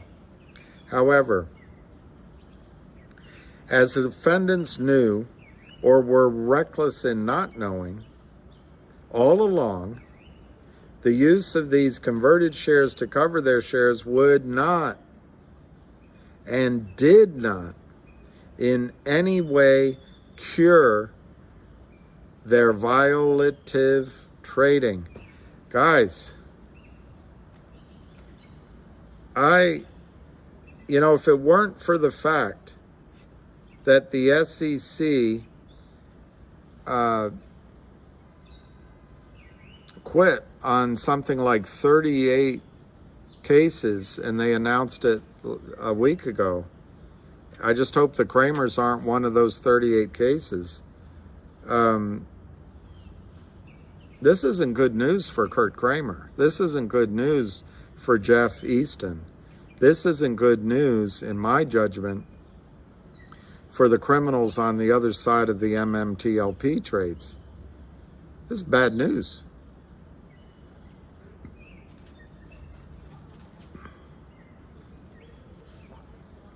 Delivery of those shares did not cure the fact that they had mismarked their trades as long sales when they were not deemed to own the shares or did not have a net long position at the time they submitted the mismarked orders.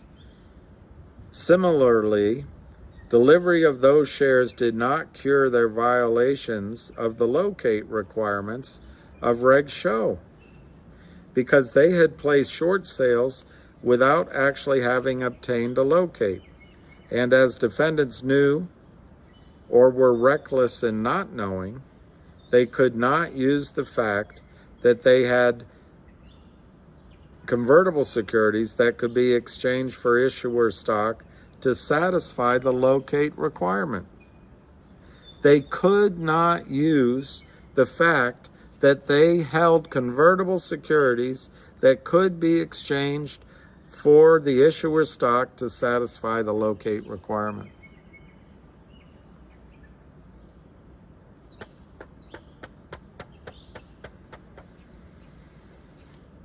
$59. If defendants had converted $1,797,017 worth of preferred securities prior to the adjustment of the conversion rate effective June 25, the conversion would have yielded only 3,906,560 shares of common stock.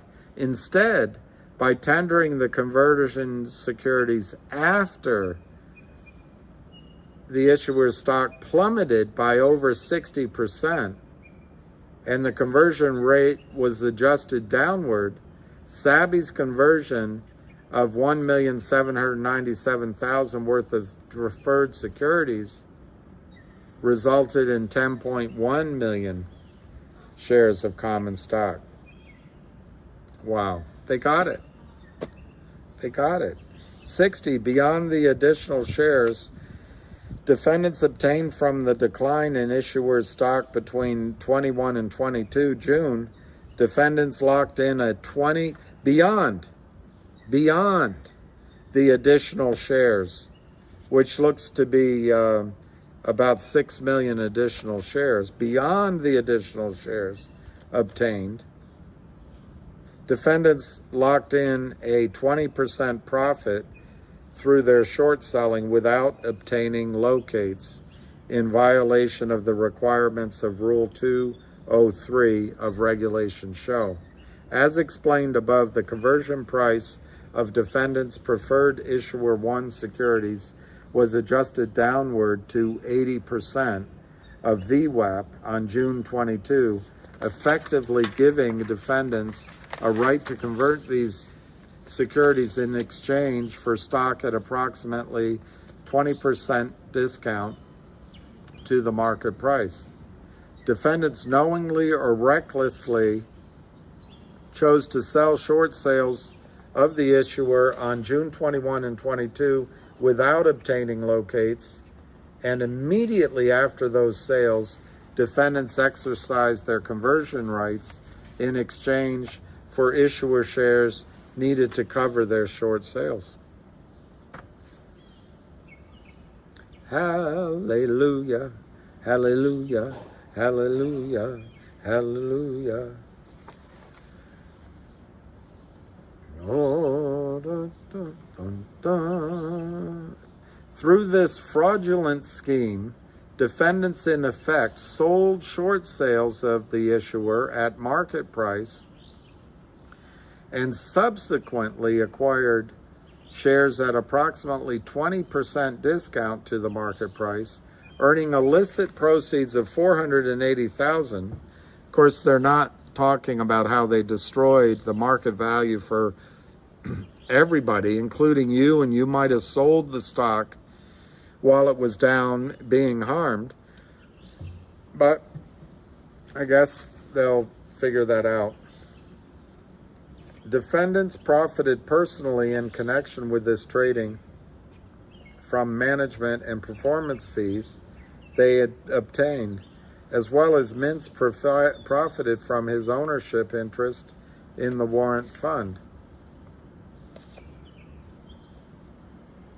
That's the thing. This doesn't protect all the people like you and me who bought, for example, if this were about MMTLP, it's not even discussing, by driving the price down, how they harmed us. But anyway.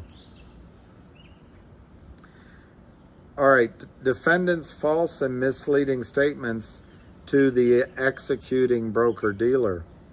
61, defendants made repeated material representations to the executing broker-dealer A and engaged in other deceptive conduct described below to try to conceal their illegal trading. Defendants knew or were reckless in not knowing that executing broker-dealer A relied on their false and misleading statements in executing their abusive naked sales.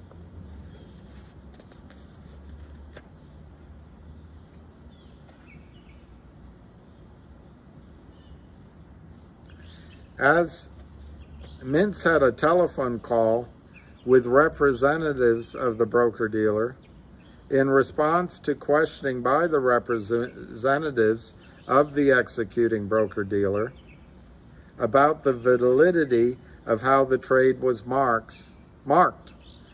Mintz conceded that the improperly marked long sale should have been marked as a short sale. And the broker-dealer changed to a short sale for over 1 million shares. Subsequently, defendants withdrew a second false long sale order and resubmitted the order as a short sale for 1 million shares. By designating the sales as short sales, however, defendants were obligated under Reg Show to obtain a locate. Later, on the 21st, a representative of the broker-dealer made multiple requests to the defendants to confirm. And can you see where having a shady broker-dealer like Alpine helps Kurt Kramer? I'm not sure this broker-dealer was shady. Broker-dealer A made multiple requests to the defendants to confirm the source of their locate for both 1 million short sale orders. Initially, Mintz falsely stated, can you imagine? Just a guy trying to make a living would lie? Initially, Mintz falsely stated that the locate for the first order was provided by Prime Broker 1, and that the locate for the second order was provided by Prime Broker 2. Later that day, he reversed and falsely stated that Prime Broker 2 provided the locate for the first order and Prime Broker 1 provided the locate for the second. 64. Because SABI's policies required Mintz to verify a security's locate availability before short selling, and as reflected in SABI's contemporaneous trading records, there were no locates. Mintz knew, or was reckless in not knowing, that neither prime broker had locates available for any shares of the issuer's stock.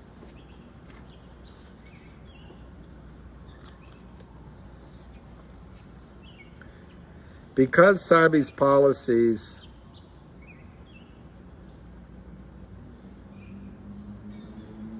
already read that.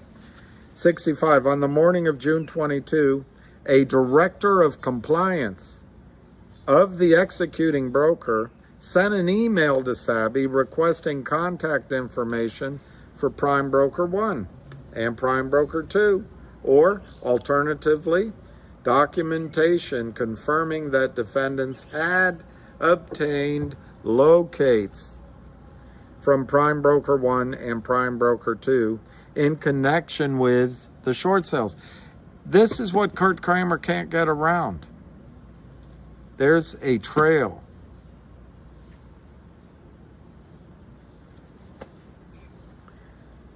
'66. Later that day, the director of compliance of executing broker-dealer A attempted to speak with representatives of SABI, but their call was disconnected. Unbelievable. Shortly after the call, the director of compliance of the executing broker sent an email to the defendants again demanding documentation of the locates or documentation showing that the defendants had tendered the preferred securities for conversion prior to submitting the short sale orders. So don't you see here something? There's something here you should see. Wall Street isn't a monolith. This executing broker-dealer A did not want to be complicit in breaking securities laws. And that's what they have coming in MMTLP, and that's what Kurt Kramer has coming. Of course, he probably had a complicit prime broker. But it won't stop that there's a trail there that the SEC can follow. That happened, what I just read happened during the day.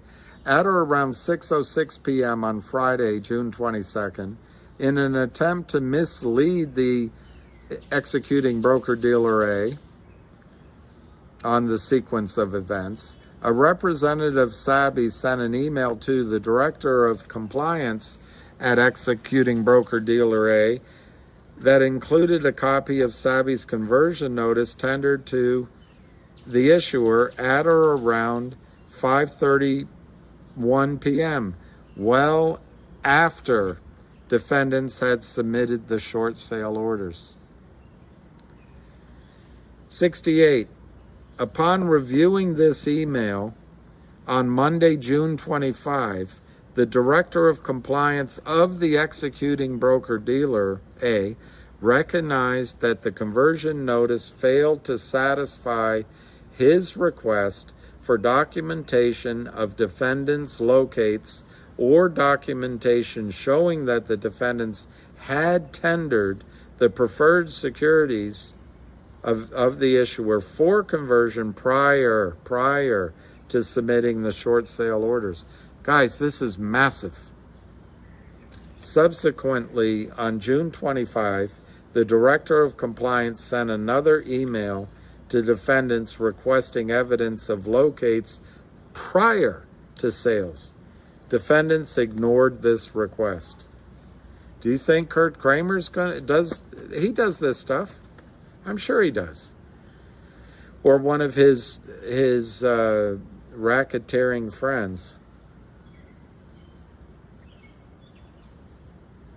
Okay, so number 69. On the morning of June 26th, that's the Tuesday, a representative of the executing broker-dealer A sent another email to the defendants renewing the Director of Compliance request for documentation.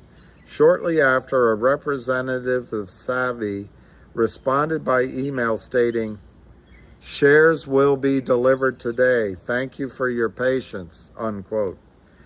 70. However, defendants failed to deliver the shares until June 28 and failed to satisfy their settlement obligation in connection with their short sale on June 21 and June 22. As a result of this late delivery, by June 27, the fund's abusive naked short sales caused fails to deliver of approximately 9 million shares. Wall Street's not all a monolith. 71. In testimony, Mintz has admitted that he was aware, one, of the warrant fund's opening position of the common stock on June 21 and 22 at the time of the relevant trades, i.e. that the fund only had 286 shares. And then on June 21, that the fund had a net short position of almost 1.7 million shares. And that he was aware that the defendants had not tendered for conversion of the convertible securities prior to placing the trades, and that he was aware the defendants' trades were mismarked. I hope he doesn't just get a traffic ticket. 3, Roman letter 3, violative short selling. This is in issuer 2. I'm going to skip issuer 2 because we get the idea. I'm going to skip issuer 2.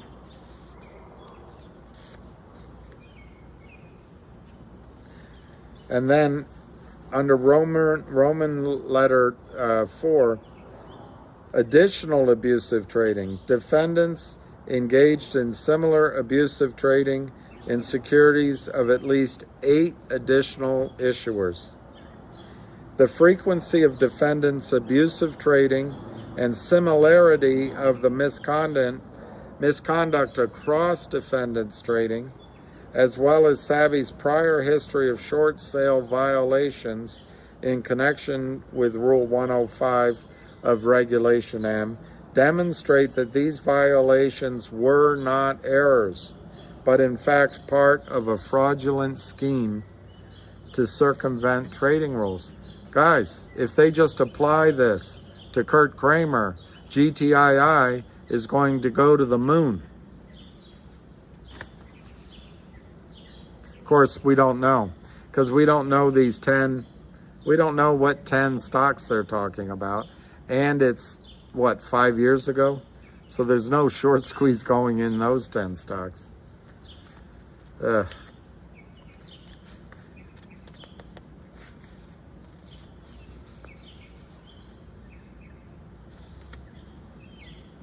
Okay.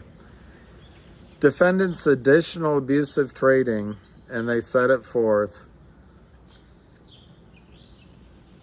took place, okay, it was all between March of 2017 and May of 2019. Defendants knowingly and recklessly either submitted material false and misleading trade order instructions to the executing brokers for long sales when the fund did not have a net long position and were not deemed to own the securities, or submitted short sale trade instructions to the broker-dealer for short sales while making materially false and misleading representations that the defendants had obtained locates in connection with the short sales when in fact they had not obtained locates. Defendants engaged in this fraudulent trading scheme because it was profitable, and more profitable than following the requirements of regulation show. Defendants profited from the difference between the higher price of their abusive sales and the cheaper price they subsequently paid to acquire the stock.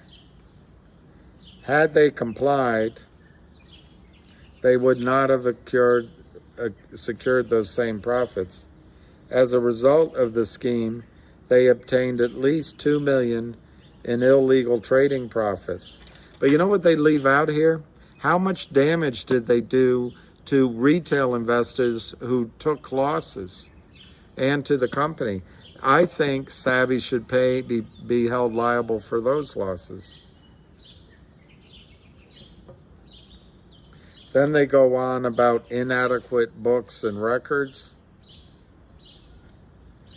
inadequate compliance policies and procedures,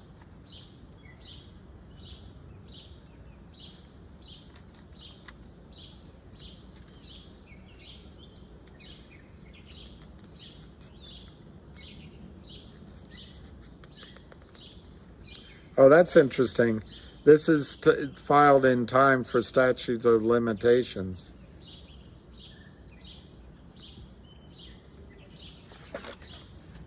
So the relief they want, wow, it's a pretty long and powerful sentence. Defendants, directly or indirectly, singly or in concert with others, in connection with the purchase or sale of any security with scienter, including the means or instrumentalities of interstate commerce. Big deal. Or of the mails, big deal. Or of a facility of a national securities exchange, employed devices, schemes, or artifices to defraud, made untrue statements of material facts and omitted to state material facts necessary in order to make the statements made in light of the circumstances under which they were made to make them not misleading, and or engaged in acts, practices, and courses of business which operated or would have operated as a fraud or deceit upon others,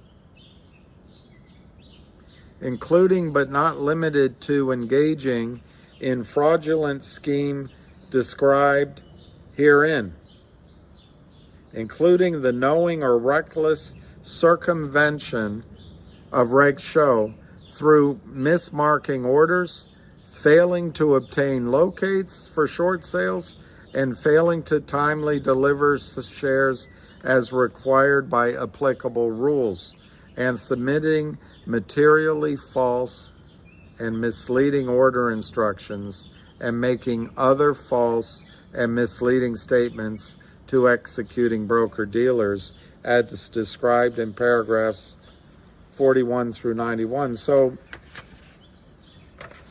looking back, they say that it's statute of limitations, we're told.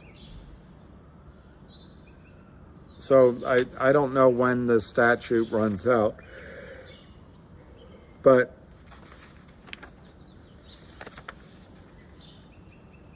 it really means that if Kurt Kramer is flying high, they can go back, whatever the statute's limits are.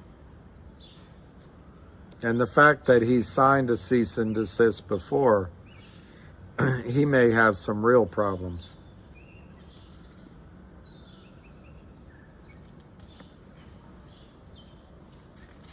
They charge mail fraud and etc. They go through the Advisors Act. They go through other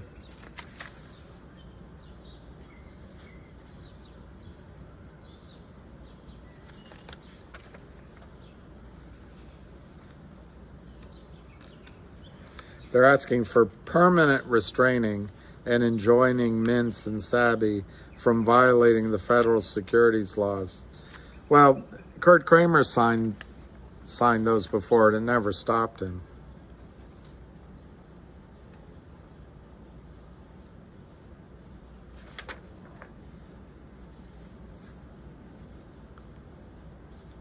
But it's a start.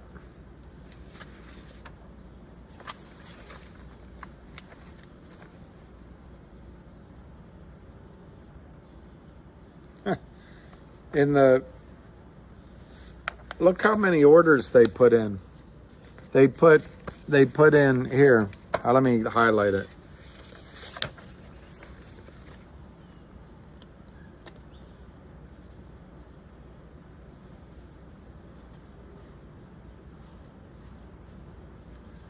I wish they'd go to jail for this, but they're just going to have to pay a fine. And that's what Kurt Kramer figures. But look how many orders they put in.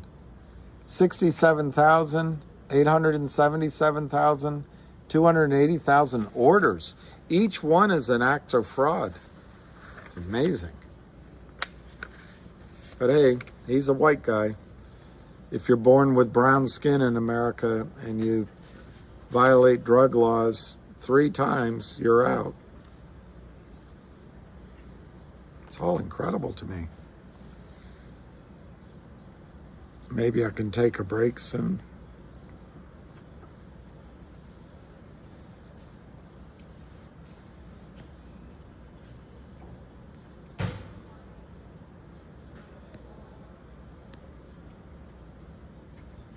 All right, Jenny, I'll look up their prime. I know, look at MULN. I'll look at your emails and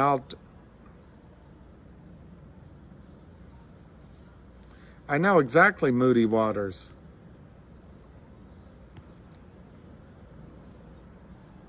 Look at MULN. I know DC. We don't know Stony Bones, what stock. This is see up here, June 12th. This is the SEC filing against Mintz and Sabby. And what's amazing about this, remember that Kurt Kramer tried to make everyone feel crazy? Remember, I think it was Dominic Pontaleo, investment advisor, said that's all a chimera. Well, here it is. Here it is. Oh, you sent it to me already. Okay. It is shocking. I mean, it's absolutely. James Flowers, I know. 35,000 I thought was the limit. Yeah. Yeah. I know MULN Skydog will make one sick. And the sad thing about MULN Skydog is that Ham had, and I think I have the story correct by my memory, Ham had gone in to meet the guy, I think in New York City, and warned him, laid out what would happen, had it all set up. This is how we'll do it. And the guy brought it before his lawyers, and the lawyers said, no, you have to reverse split. You have to do this deal. And those lawyers should be sued for malpractice. But the CEO took the lawyer's advice instead of Ham's, and look what happened to the stock.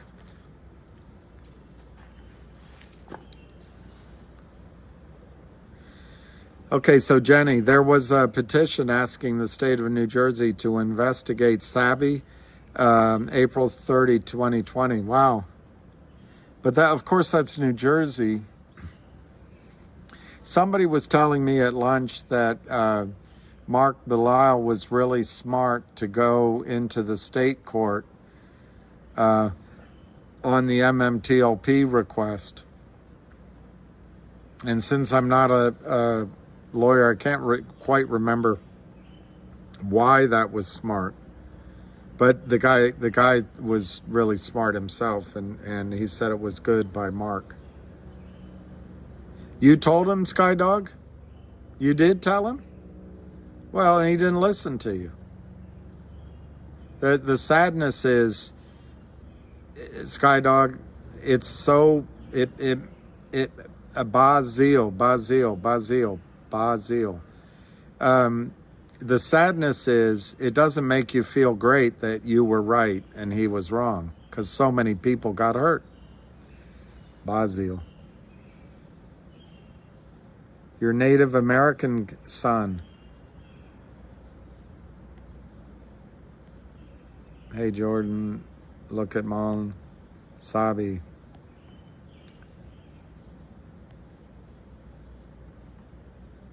That's a good idea. We should send it to Matt Levine. Moody, that's a good idea. Well,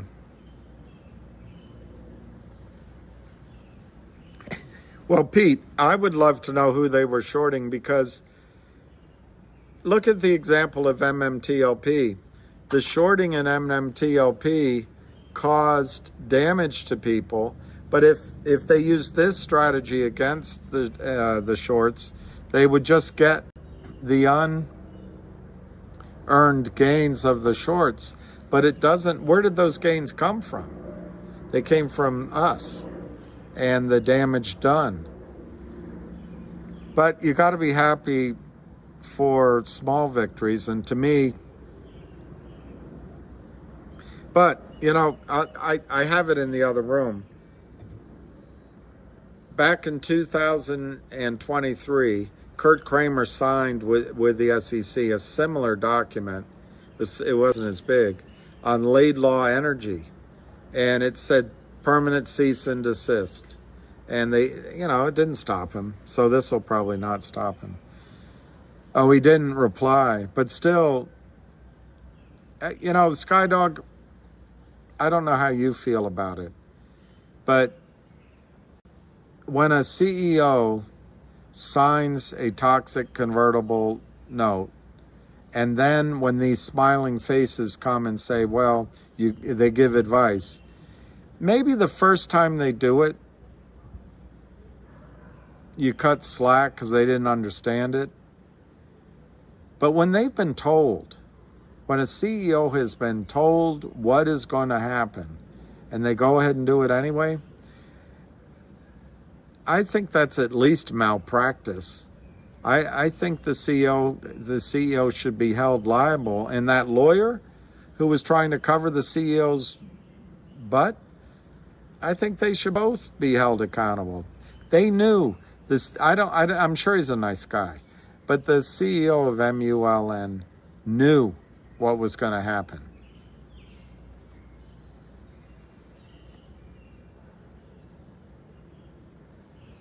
So that was exciting, wasn't it? I think we can all say that was exciting.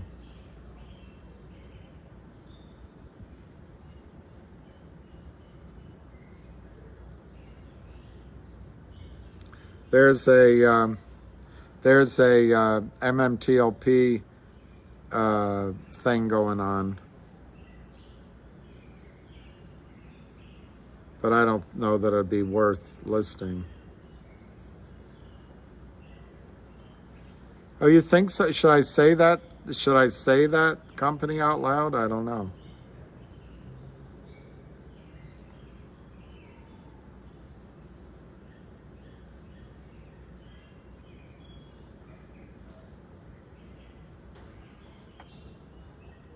I have a feeling, Jenny, that after this goes down the road a little bit, some lawyers could figure out which companies it was. I won't say it out loud. Okay, I won't say it out loud. I won't say it out loud. I won't say it, for crying out loud.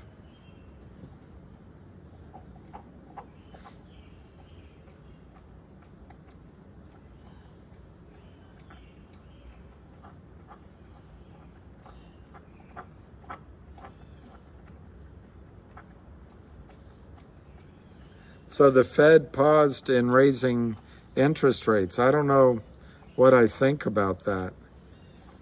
I don't think it'll be the last time they raise rates. But I don't know.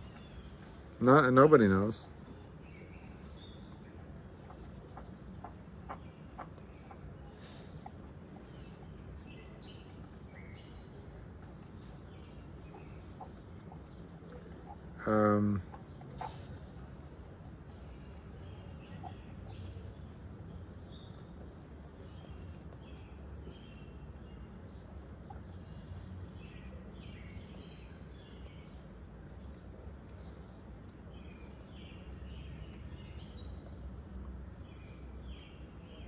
Oh, is today Donald Trump's birthday? He's pretty old too.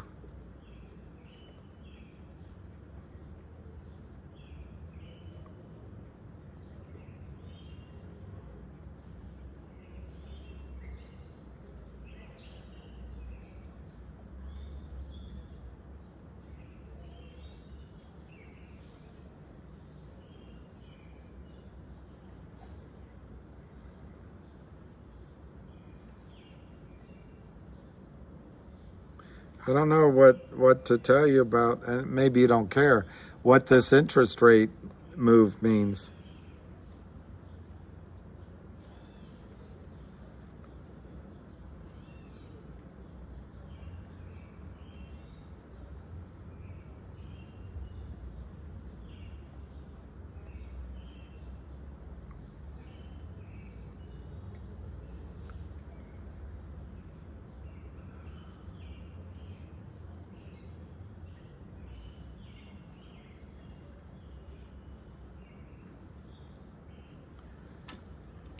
Hey, Albie, let's see. They are going to raise it 2 more times by the end of the year. Amufovale. Sorry, it's my eyesight. Arnolfo Valley. 2 more times would make sense, I guess, because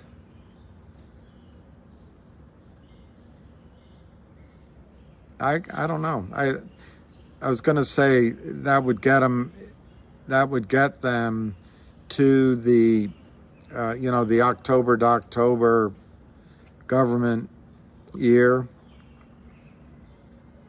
But then I caught myself because maybe that doesn't mean anything. I think, yeah, just get it over with. And Alexander, I think I agree with you. If they got it over with and just left it there, everybody could adjust their thinking. When they're always guessing,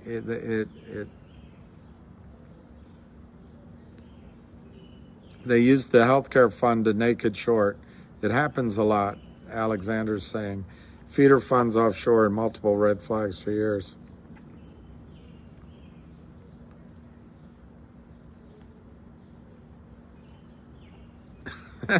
Matthew, I'm not going to read that out, but that's funny.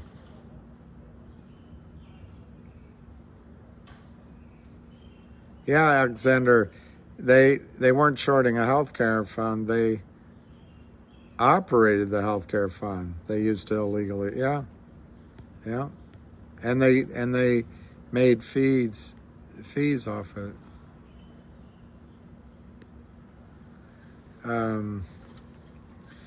Okay, let's see what he says. They do 225 bips for a total of 50. That should just do it. Oh, they should just do it all at once. Let it happen. Bank short up, ready. It'll teach or force Congress and executive branch to fix actual issues, not just raise rates. Yeah, yeah. And Alexander, I don't know how. I mean, I'm just a guy, but I don't know how these banks locked in long rates at a percent, even less, and never anticipated interest rates to go back up again. I mean, that's talk about malpractice. That's malpractice.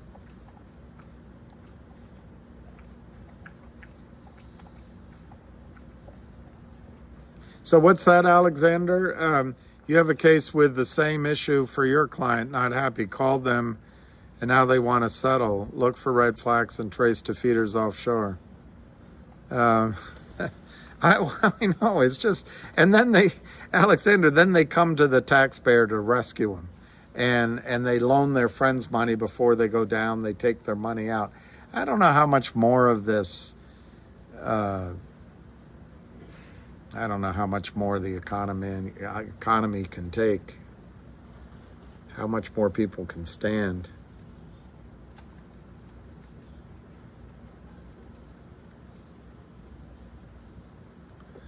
All right, Matt E.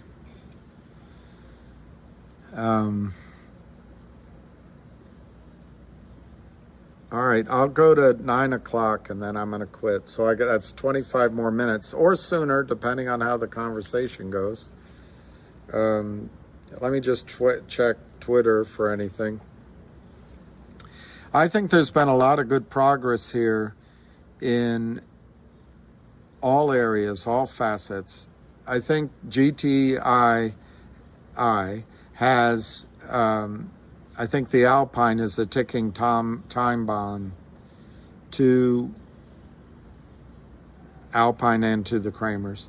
I think the short position that we know about, the 19 million, will be bought in at some point. I know they just pay a stupid fine. And I think there's more good news potentially coming in GTII. In Fingered, something's up because that stock price is nice. I liked the stock action after you pointed it out to me of GoLogic. So I like that. Oh, you already know everything, Matthew? All right. Okay. Okay.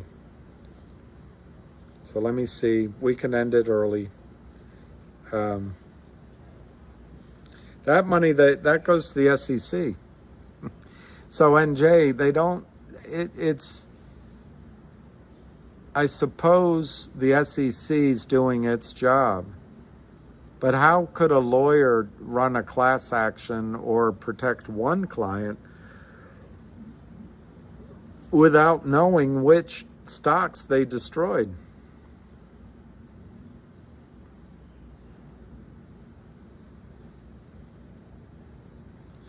What's this? We're making, Alexander, we're making noise. I may be in mandatory ARB right now with one of my brokers over.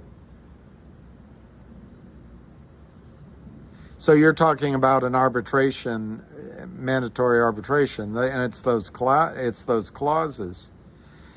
And Alexander, I asked, and now I can't remember, but I wondered if fraud is the word vitiates, if fraud nullifies arbitration clauses, and I heard it doesn't. But, you know, I think there's going to be progress on the spoofing part as it relates to GTII, because it's been, what, 3 months? No, it's been longer than that. I think GTII hired Wes Christian in December. So I just think there'll be some progress.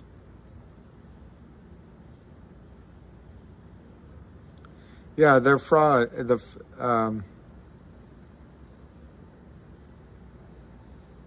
That's exactly right. They destroy companies, they destroy investors.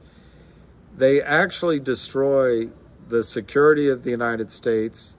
They destroy our economic strength. They destroy our military strength. They destroy the health of our citizens and the opportunities our children will have. And they just get a slap on the wrist. I'm looking. I didn't have a way out. Oh, you're an attorney. Wow. That so you know what you're talking about. And I have my own. It's a process. I don't care about the money they owe or the shares they owe me, but the exposures will come out, I believe. That's great, Alexander. I mean, I tried to get a couple of attorneys involved 4 years ago, I think. And the biggest issue, that the biggest stumbling block was those arbitration clauses, because they couldn't figure out where, how are we going to get paid? The investors lost their money. The broker dealers, you have the ARB clauses. I guess we didn't think of the prime broker back then. They just couldn't figure out how they were going to get paid. That's why I admire what Mark has done. It took me a while to understand what he was trying to do because of VNUE and HPIL. But I think what he's done, what Mark Bazile has done, is quite impressive.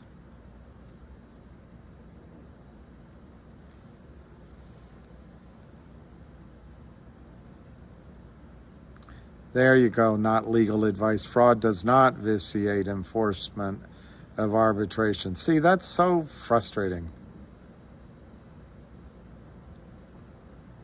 I know, I appreciate Jenny, but I read a long thing, so I just figured I should listen to some of these.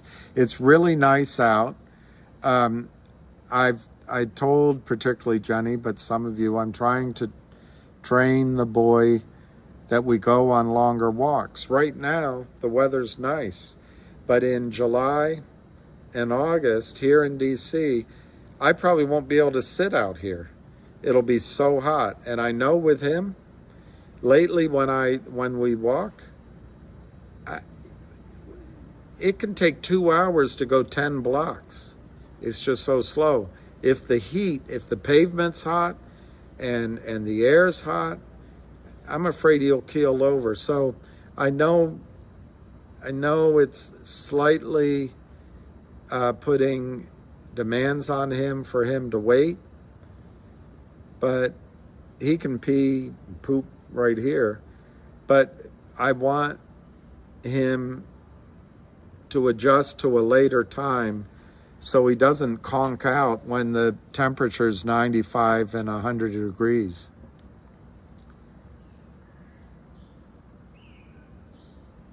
NJ, what was the value mentioned in the space today? Or do you want...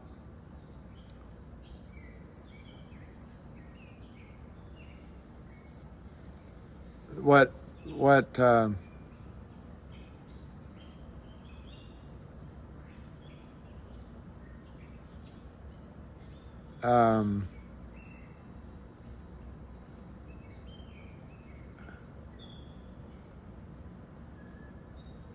okay, let me see. I want to see what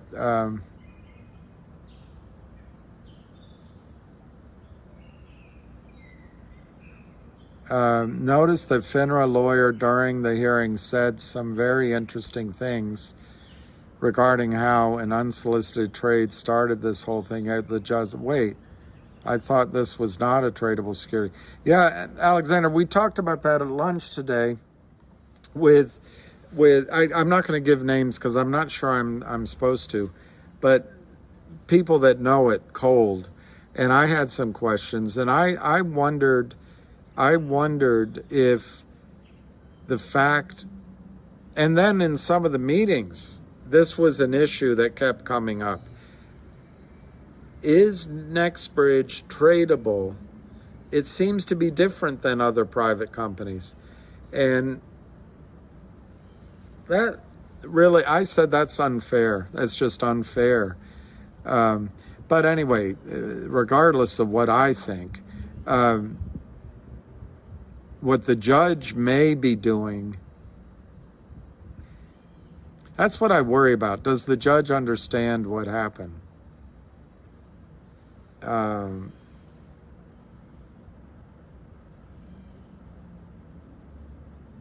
right, NJ, that what was the price though?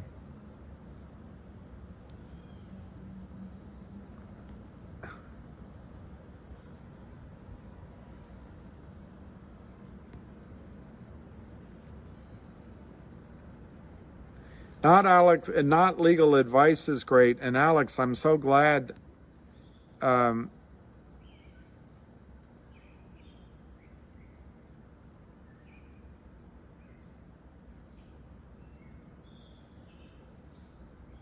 Alexander, I really enjoy learning because I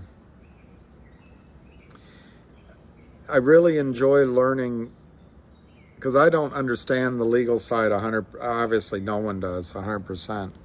She came out hot against petitioner, but then was even more intrigued for her to deny, easy motion for her to deny on spot if she wanted to, but she didn't and was disturbed. But disturbed against Mark? See, that's what I'm worrying about. You know what I worry about, Alexander? If everyone's doing this because we missed out on a short squeeze, we're not going to get a lot of sympathy for that. We're not going to get a lot. Oh, good. She was disturbed against FINRA. Good, good. That's good.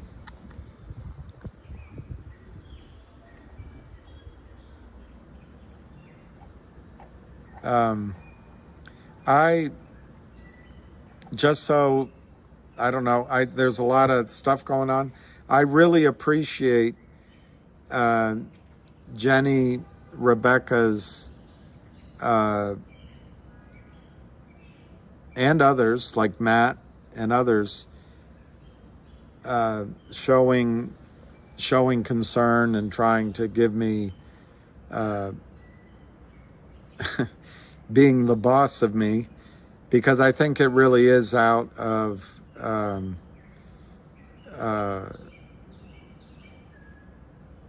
I don't know. It just, you know, I think it's out of a genuine concern, and so I appreciate it.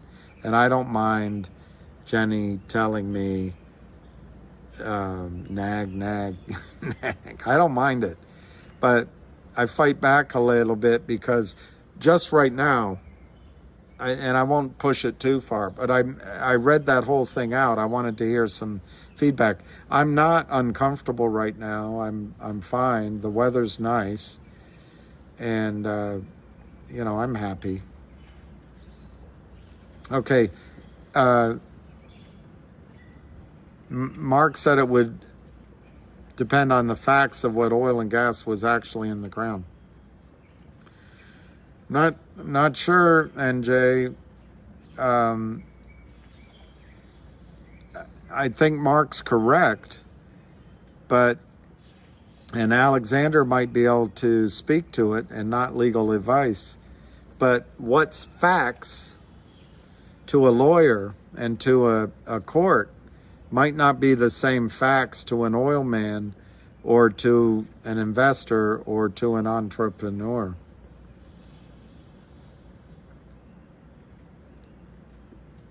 Not legal advice. My question is whether the judge thinks disclosing the names and not transactional information, whether that satisfies the statute.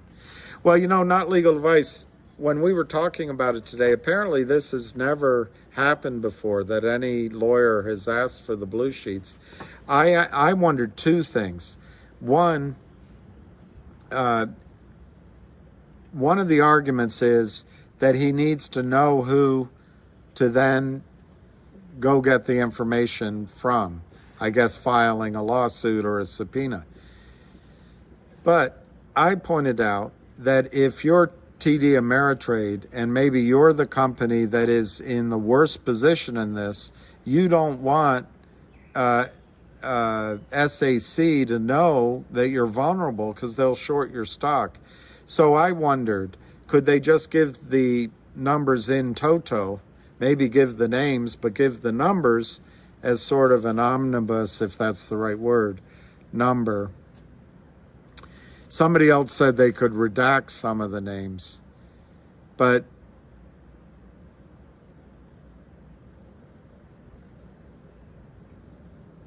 I just think if they give redacted blue sheets, I don't know how that helps anybody. We're trying to find out how many phantom shares are out there.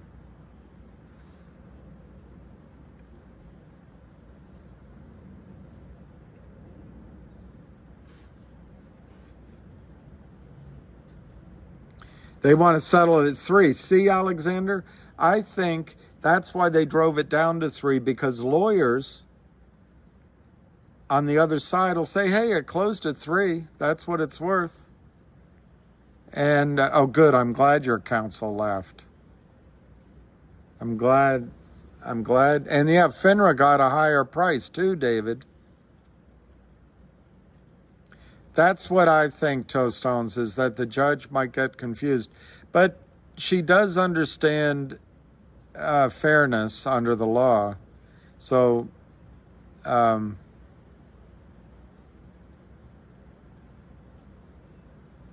he talked too much and said it should have traded, yet it did not, and thus blue sheets would corroborate. I heard that the FINRA lawyer did a really bad job. I'll tell you what I think it's worth. NJ, I'll tell you what I think it's worth without looking things up, because Jenny's going to get annoyed with me. Is and I'll tell you where I get my numbers from, but they have acreage, the Oro Grande, about 134,000 acres. And I don't know if they said mineral rights, what that means. I don't know what you mean, but I'm not trying to be insulting either. It's just we can't quickly converse. But if they have 134,000 acres with the mineral rights, that is much more valuable than having the lease, a lease. But I don't know. I don't know.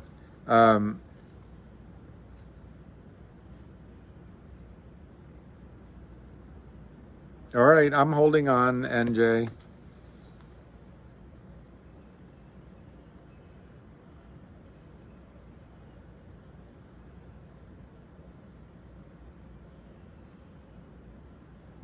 So, NJ, if they have the mineral rights, that's far more valuable than buying the acreage or leasing the acreage and farming it out. But I don't know. I don't know.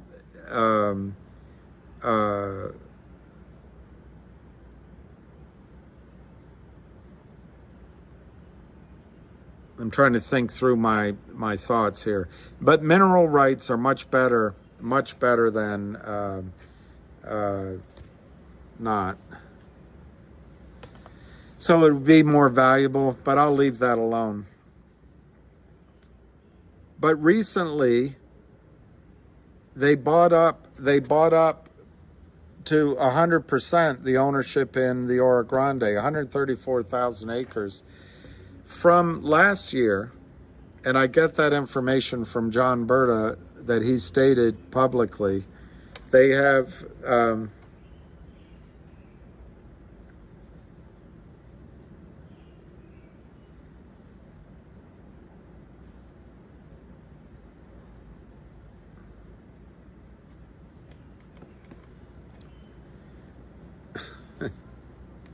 I don't know how to spell it.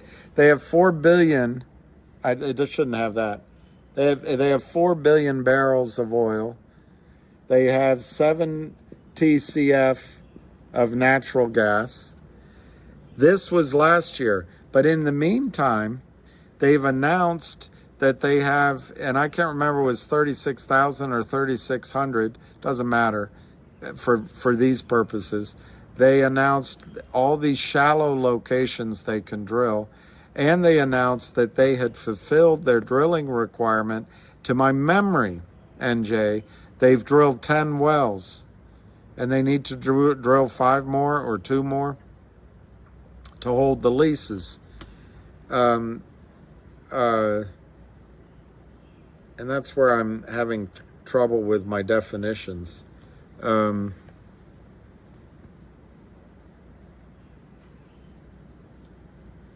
I guess you can lease.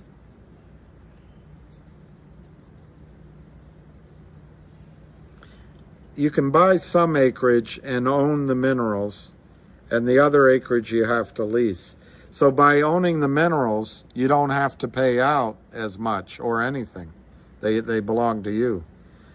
So anyway, when you combine, NJ, the fact that there's 7 TCF, 4 billion barrels of oil, water, as you've pointed out, but you combine that with the fact that they increased their ownership to 100%, possibly some of the acreage is mineral, and they announced the shallow, and apparently had at least 2 or 3 of the deeper wells successful. They're not producing, and the reason I think it was Pecos Bill that said it, they're not producing because there's some contractual agreement with the university lands, and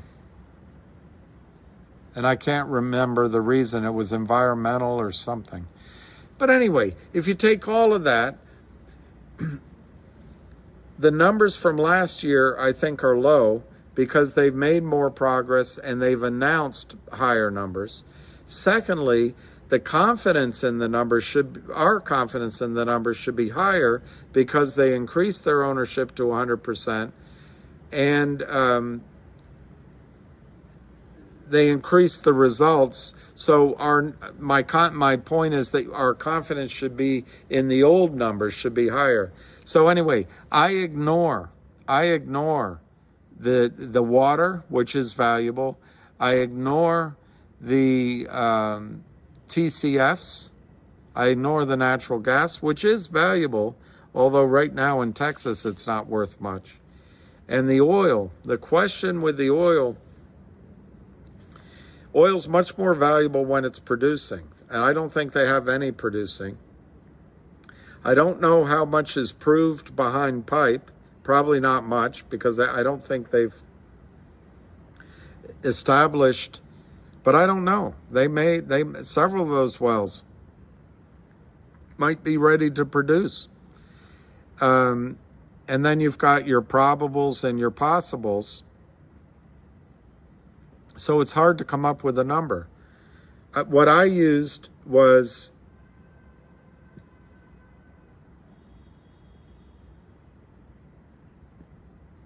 just 4 billion barrels. And 4 billion barrels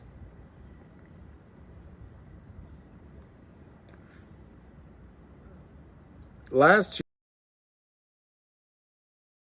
year would have been maybe on the high end. But now I think saying 4 billion barrels is conservative. Why? Because they announced further, if you want to call it discovery, they announced further extent of their assets. I just need to find a calculator here.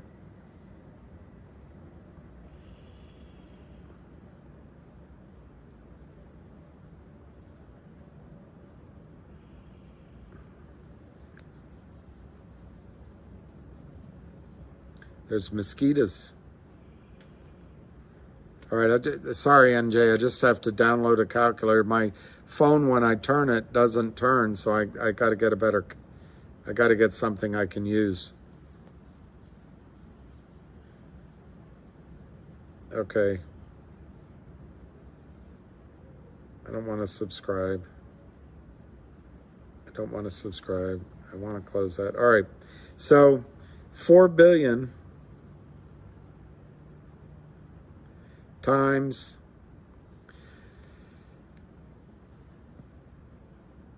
I don't know what number to use. The oil down there is $60 or $70. To the extent that they have leases on some of their acreage, you have to discount it. If some of their acreage is mineral, they don't have to pay a big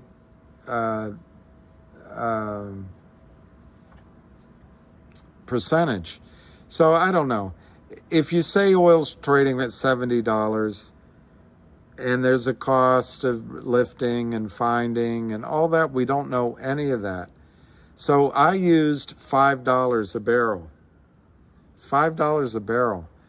And NJ, I don't know if $5 a barrel is too high or too low. Here's the risks.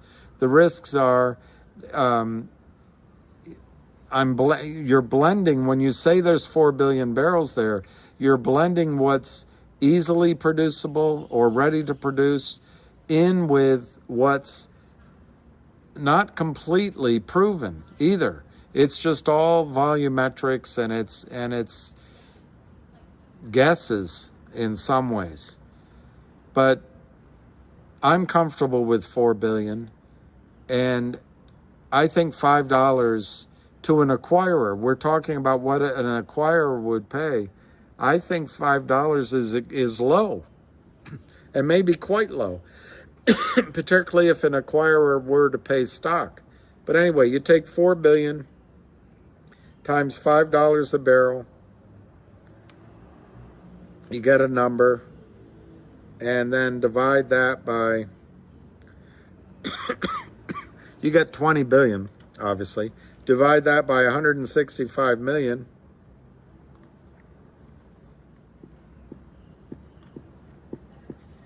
That's what I get, NJ. $121 a share. But NJ, that's not a fair starting price for a settlement, although maybe it is.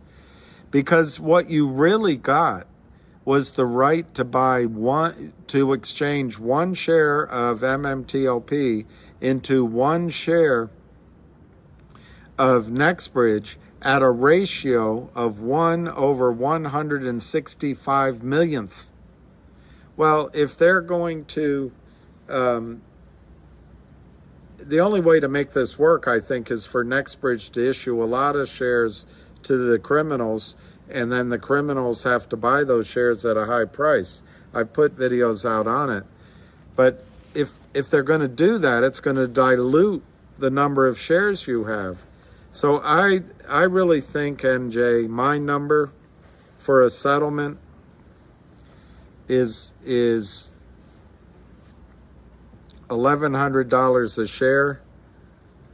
I think $100 a share, and so you're talking over a billion shares. $100 a share. Let's just say it's a billion. I think $100 a share should go to the lawyers. I think $100 a share should go as a cash distribution to everyone, every shareholder.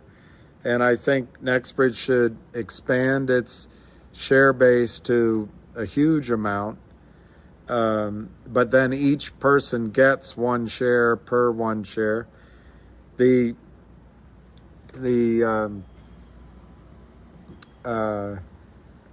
can't think of any other miscellaneous charges, but there might be. But the criminals would have to put up all their money. What they get in exchange is they don't go to jail. The prime broker will probably fall, but likewise they don't go to jail. Maybe one or two broker dealers wobble, but again, nobody goes to jail. They have to put up some money. The DTC has to cover the difference, and NextBridge will be the best funded, freest to trade, freest to discover oil and acquire in America.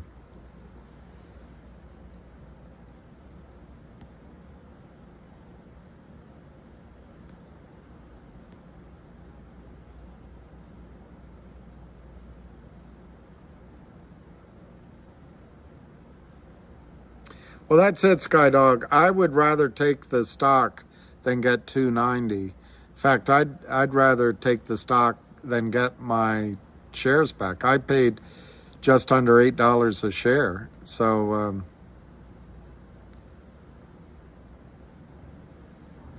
you're going to nag me. Jenny, just let me go through some of the comments because I ignored them, but I don't think there's too many. I like these two or three smart, and I want to see what NJ said. I'll be quick, Jenny. Okay.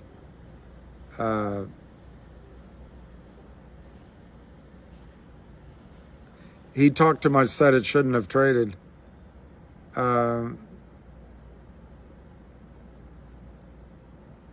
Okay.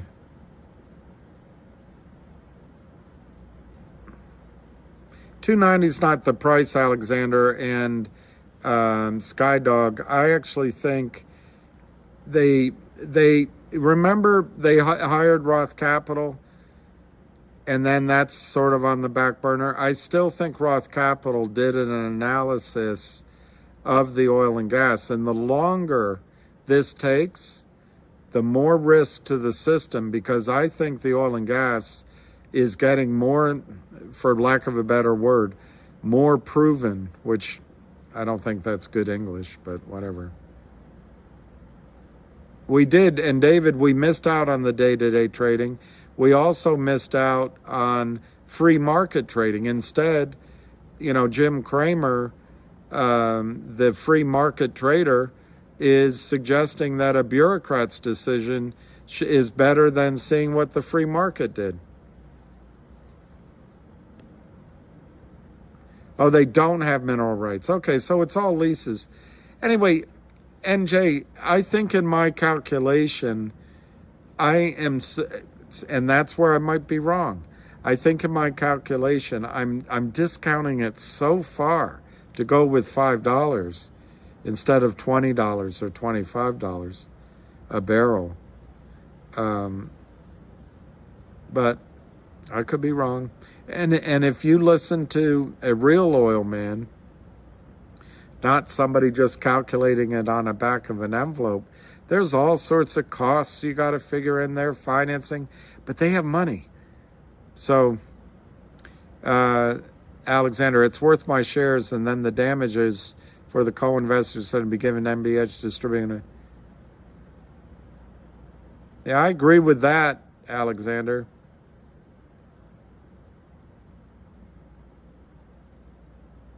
That's it. Minerals, oil, exact paid in royalties in perpetuity.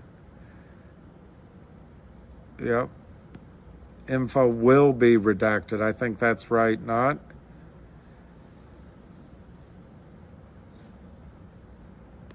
There are claims other than just about the stock price. Absolutely not. There's never been a U3 halt. And more than that, as one conversation we had today, do you know, I think I already said this, but FINRA, through those two funds that are managing their money, sold MMTLP. Before they halted trading.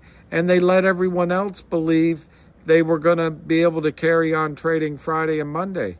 That is such a complete violation of their duties that I think they should strip the entire $2 billion retirement plan they have. Opportunity costs.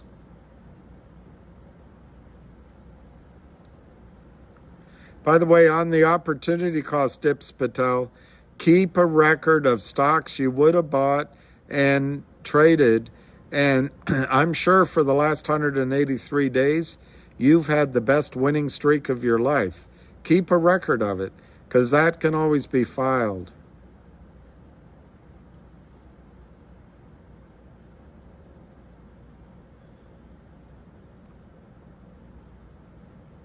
Negligent and intentional infliction of emotional distress, fraud, breach of fiduciary duty, usury, unfair competition, breach of contract, interference in prospective and economic.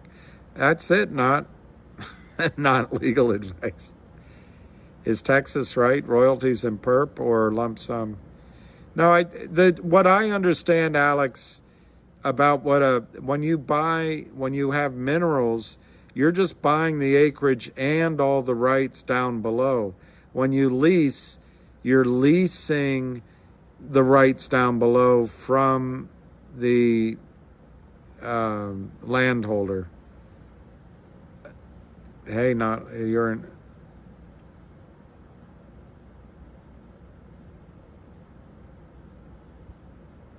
Yeah, they said 290 is the starting point, which we knew here. If you were listening to me, that, and I'm not taking credit.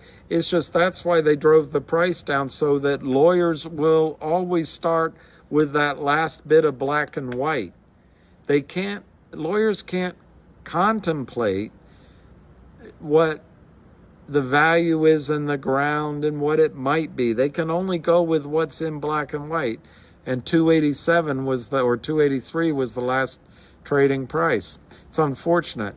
But since then, you've had, I believe, Roth Capital do an analysis, and there must be an engineering report, and they've done more drilling, and they've gone up to 100%.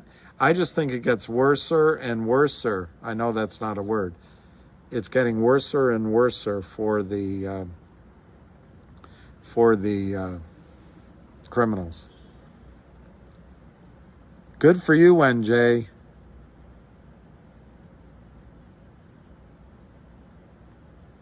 Dips Patel. Sean Garcia. Breach of trust.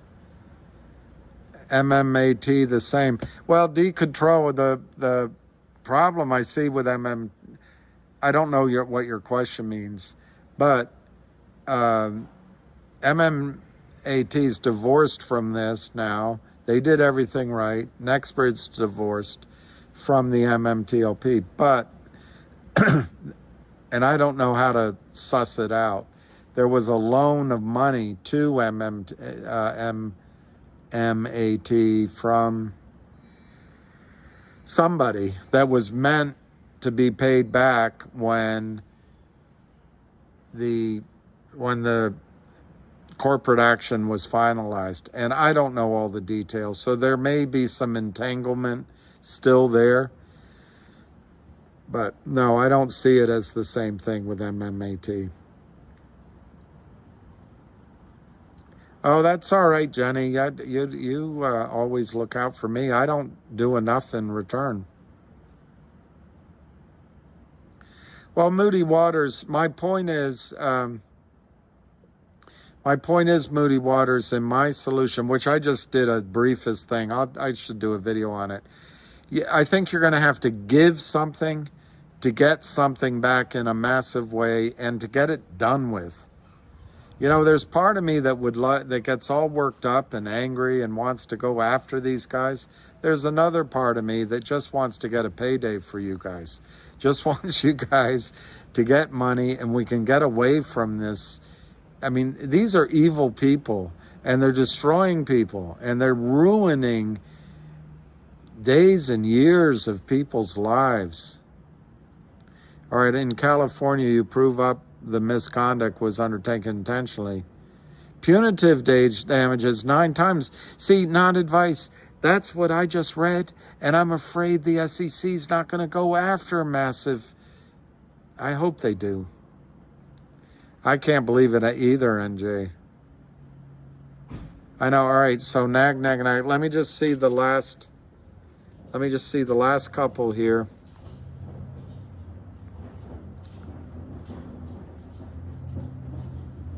Oh, great, not legal advice. Material news very soon. That would be awesome. That's what I was saying. Yep, Moody.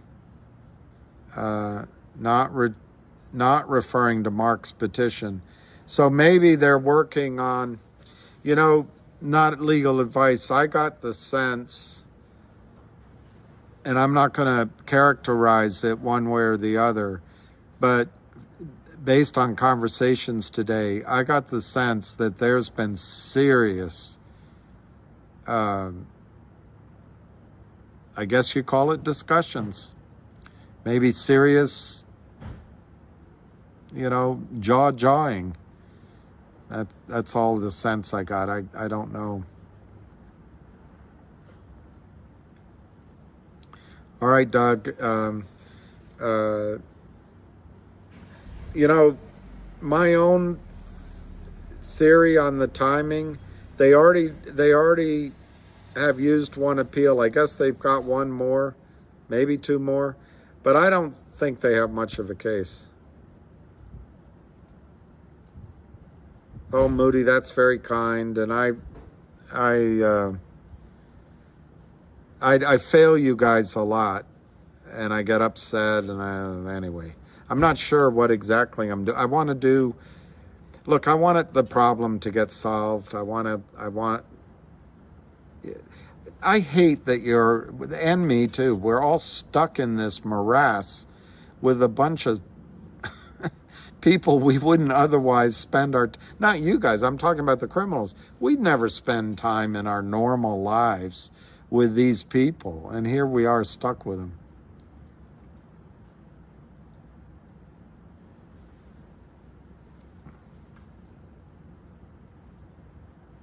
That's interesting. Well, not legal advice. The one thing that I think should give everybody some confidence, those 3, 4, 5 main investors from Torchlight, MMAT, MMTLP, now NextBridge, they're not going to settle for a $2.80 a share. Come on. And they got lawyers and they can afford it. Well, not legal advice. 2 weeks would mean end of the second quarter, and that certainly would make a lot of sense just to get it done. Well, that's nice, Moody, except, yesterday I think I kind of Lost it a little bit. You got to peel potatoes. All right. So let me just quickly see. Yeah, we'll see it on the flip side. In material news, that's good. What do you think the single most important? I guess, Craig, I would say an insecure voting system first, and just the disaster of the fraud in the financial markets second. And thanks, Dips.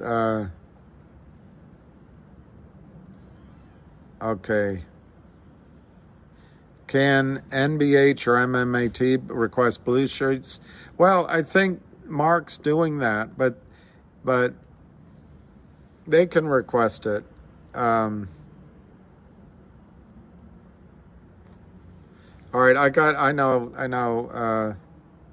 I'm gonna sign off, but I'm going to see. Jenny sent me something yesterday. I don't know what. I don't have my glasses.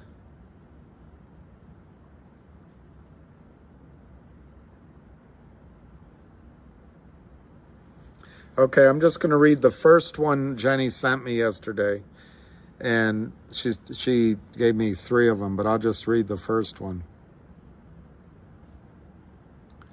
So this is by way of saying goodnight. Jenny sent me this. Thank you, not legal advice. That's great. And I really appreciate, even more worser. I really appreciate. I got not legal advice and one more name here. Skydog. Oh gosh.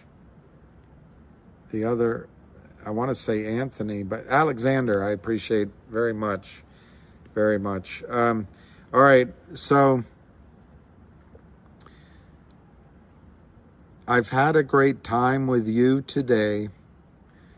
To the shills that came to make the drama, make sure you get paid so you can support your mama.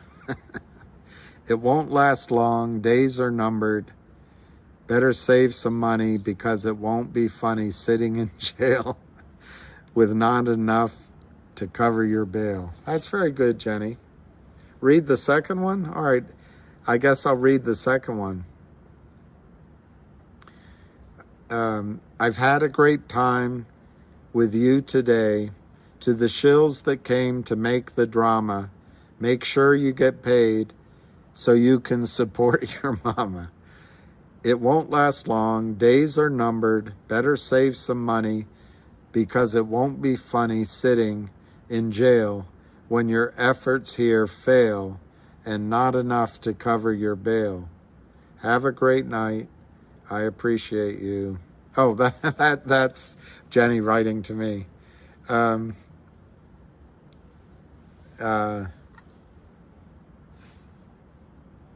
was like Casey Kasem. Well,